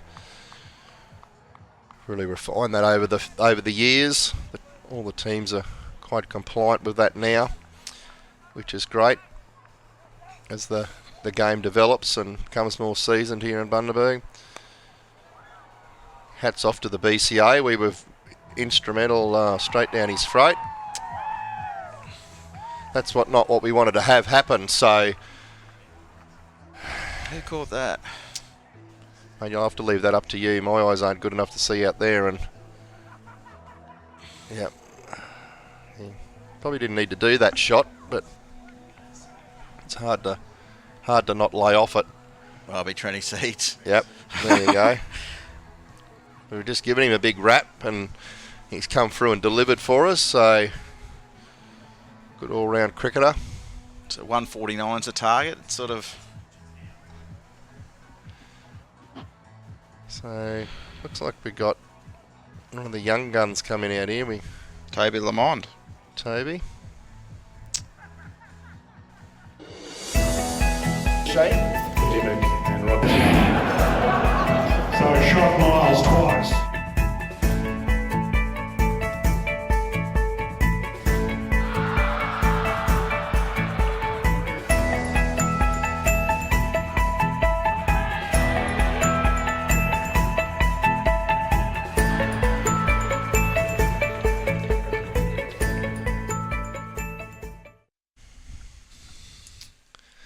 So Toby's into bat. I got big raps on this kid. Bat, bowl, wicket keeper. Really nice young lad. And I'm sure Chris will try and keep him calm with some experience. He doesn't need to panic here. No. He's I'm sure Chris will give him all the advice he needs, and this is what's so great about this whole concept. Wow, well, it's a wide and a wicket. A wide and a wicket. I was just saying we didn't need this succession of wickets to drop, and that's exactly what's happening. So just watching the replay here, so it wasn't a good ball at all from Kyle, but it lured him out of the crease, and he's lost his head there, unfortunately, and they've got a wicket. So that's very, very disappointing. So who's coming in now? That Will looks be Jack Munro, surely, or no, that looks like Deeb Krebs to me. It's either that or Braden.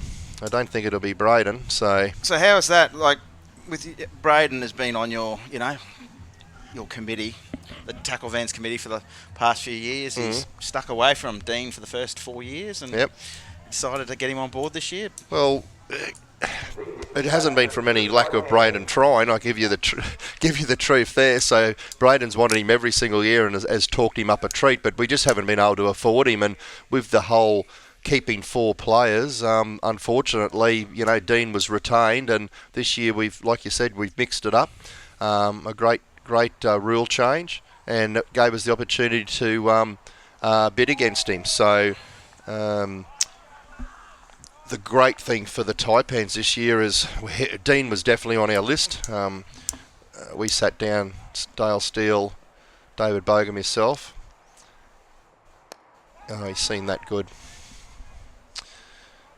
So, well, good. He didn't get his duck that you said he may get. So, so the three of us sat down and we put a bit of effort into the team this year, like we do every year. Luke Owen was especially good at formulating the team that he wanted at the auction. And anyway, Dean was certainly on our list of bowlers, quite high up there. And the great thing is his name didn't come up early. So we sort of backed off and had a bit of money left at the end of the auction, and watched the feeding frenzy go, and we were able to buy Dean. So, and we're really, really happy about it, actually. So not only is he a good bowler, he can come out and hit a very big ball if required. He's actually the leading wicket taker in the Big Bash by a long way. There you go.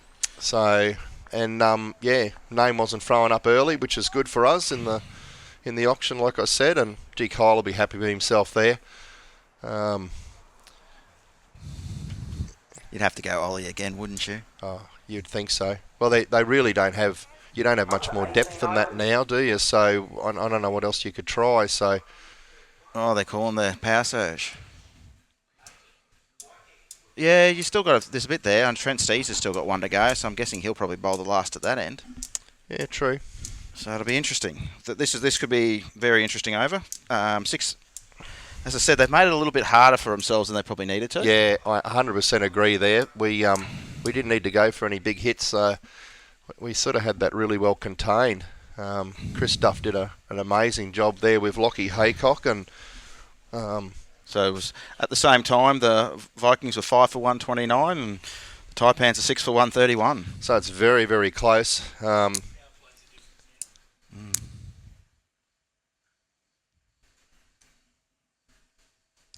Oh, well picked up there by Eric Peterson. He got a bit of wood on that. You can certainly tell they're brothers then when they're running between the wickets. But no, Krebsy's very, very, well, Krebs, I shouldn't say Krebsy. Braden Krebs is very happy that his brother's playing for us this year. And you know, quite frankly, Dean's very excited as well, which is great. I haven't had a chance to have a good chat with Dean yet. Me being from the prehistoric era I'm not any group chats or anything like that. So, but all reports from the Krebs family, he's very happy to be in the orange this year.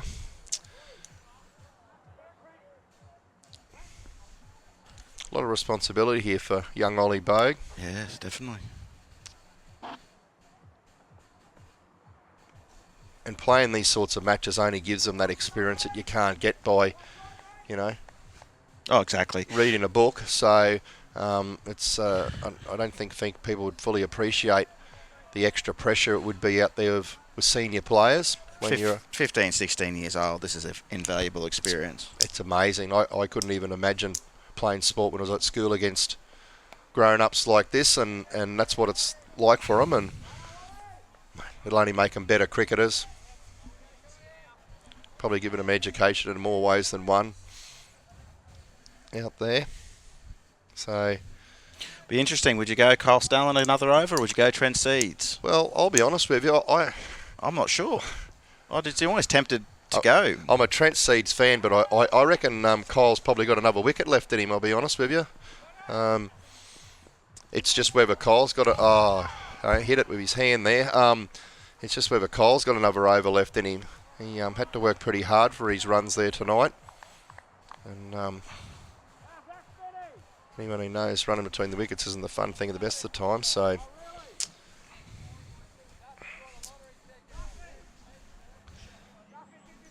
They've got a bit of a spring back in their steps, the Vikings, which is good. They went a bit flat there for a while, so I think they...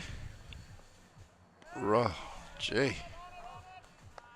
What was that? I don't know what that was, but... If he hit it, I don't think it was coming back. If it got within 4 metres of the ball, it would have been gone, I can tell you. So, you sure that isn't Braden that snuck out there? They have a very similar body shape at times. Definitely didn't leave anything behind on it. No. I actually thought it was Braden earlier, but Braden's sporting the Adam Nasso haircut this week, which distinguishes the two. Well, this brings it down to the last over.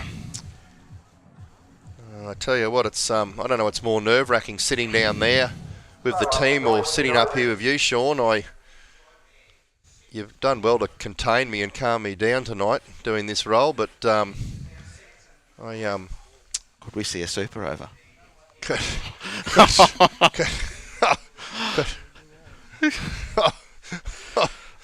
Oh, stop it.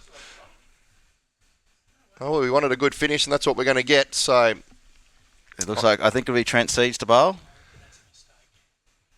So... Yeah. I was thinking, as I said, No. Anyway, you live and die by the sword. I thought Kyle bowled really well. No, it's Kyle's with the ball now, isn't he? Oh, it is Kyle? Yep, that's Kyle out there. So, I think Kyle will be very happy that you've confused him with Trent Seeds there. So, well, he used to. He probably would have said once in the past he was as quick as Trent Seeds. Yes, he was an opening bowler there for Country West there for a number of years in his junior days until he did his back. That's exactly right. He was quite quick. He used to rip them down. So I was more referring to their looks, but I suppose it is a cricket event.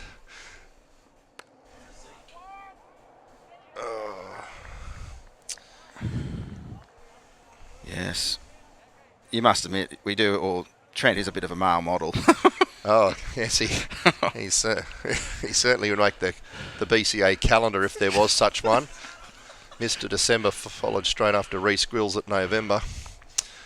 I think he'd probably make about 3 or 4 of the months. Well, we are comparing him with Kyle Stellan and Reece Grill, so I think he's probably pretty safe to have every quarter. Well, Duffy might get a go. no, he's a good-looking rooster as well. So I just hope. No, because he's walked at it. Yeah. Krebsy will love the opportunity here. Kyle and Braden are very, very close friends, and that's just terrible fielding. That could hurt. That should not happen in the last over. But, Braden and Kyle are very good mates and used to live together at one stage there, flat together, and I'm sure Dean would love the opportunity to punish Kyle. There's a lot of super overs getting thrown around up here at the moment.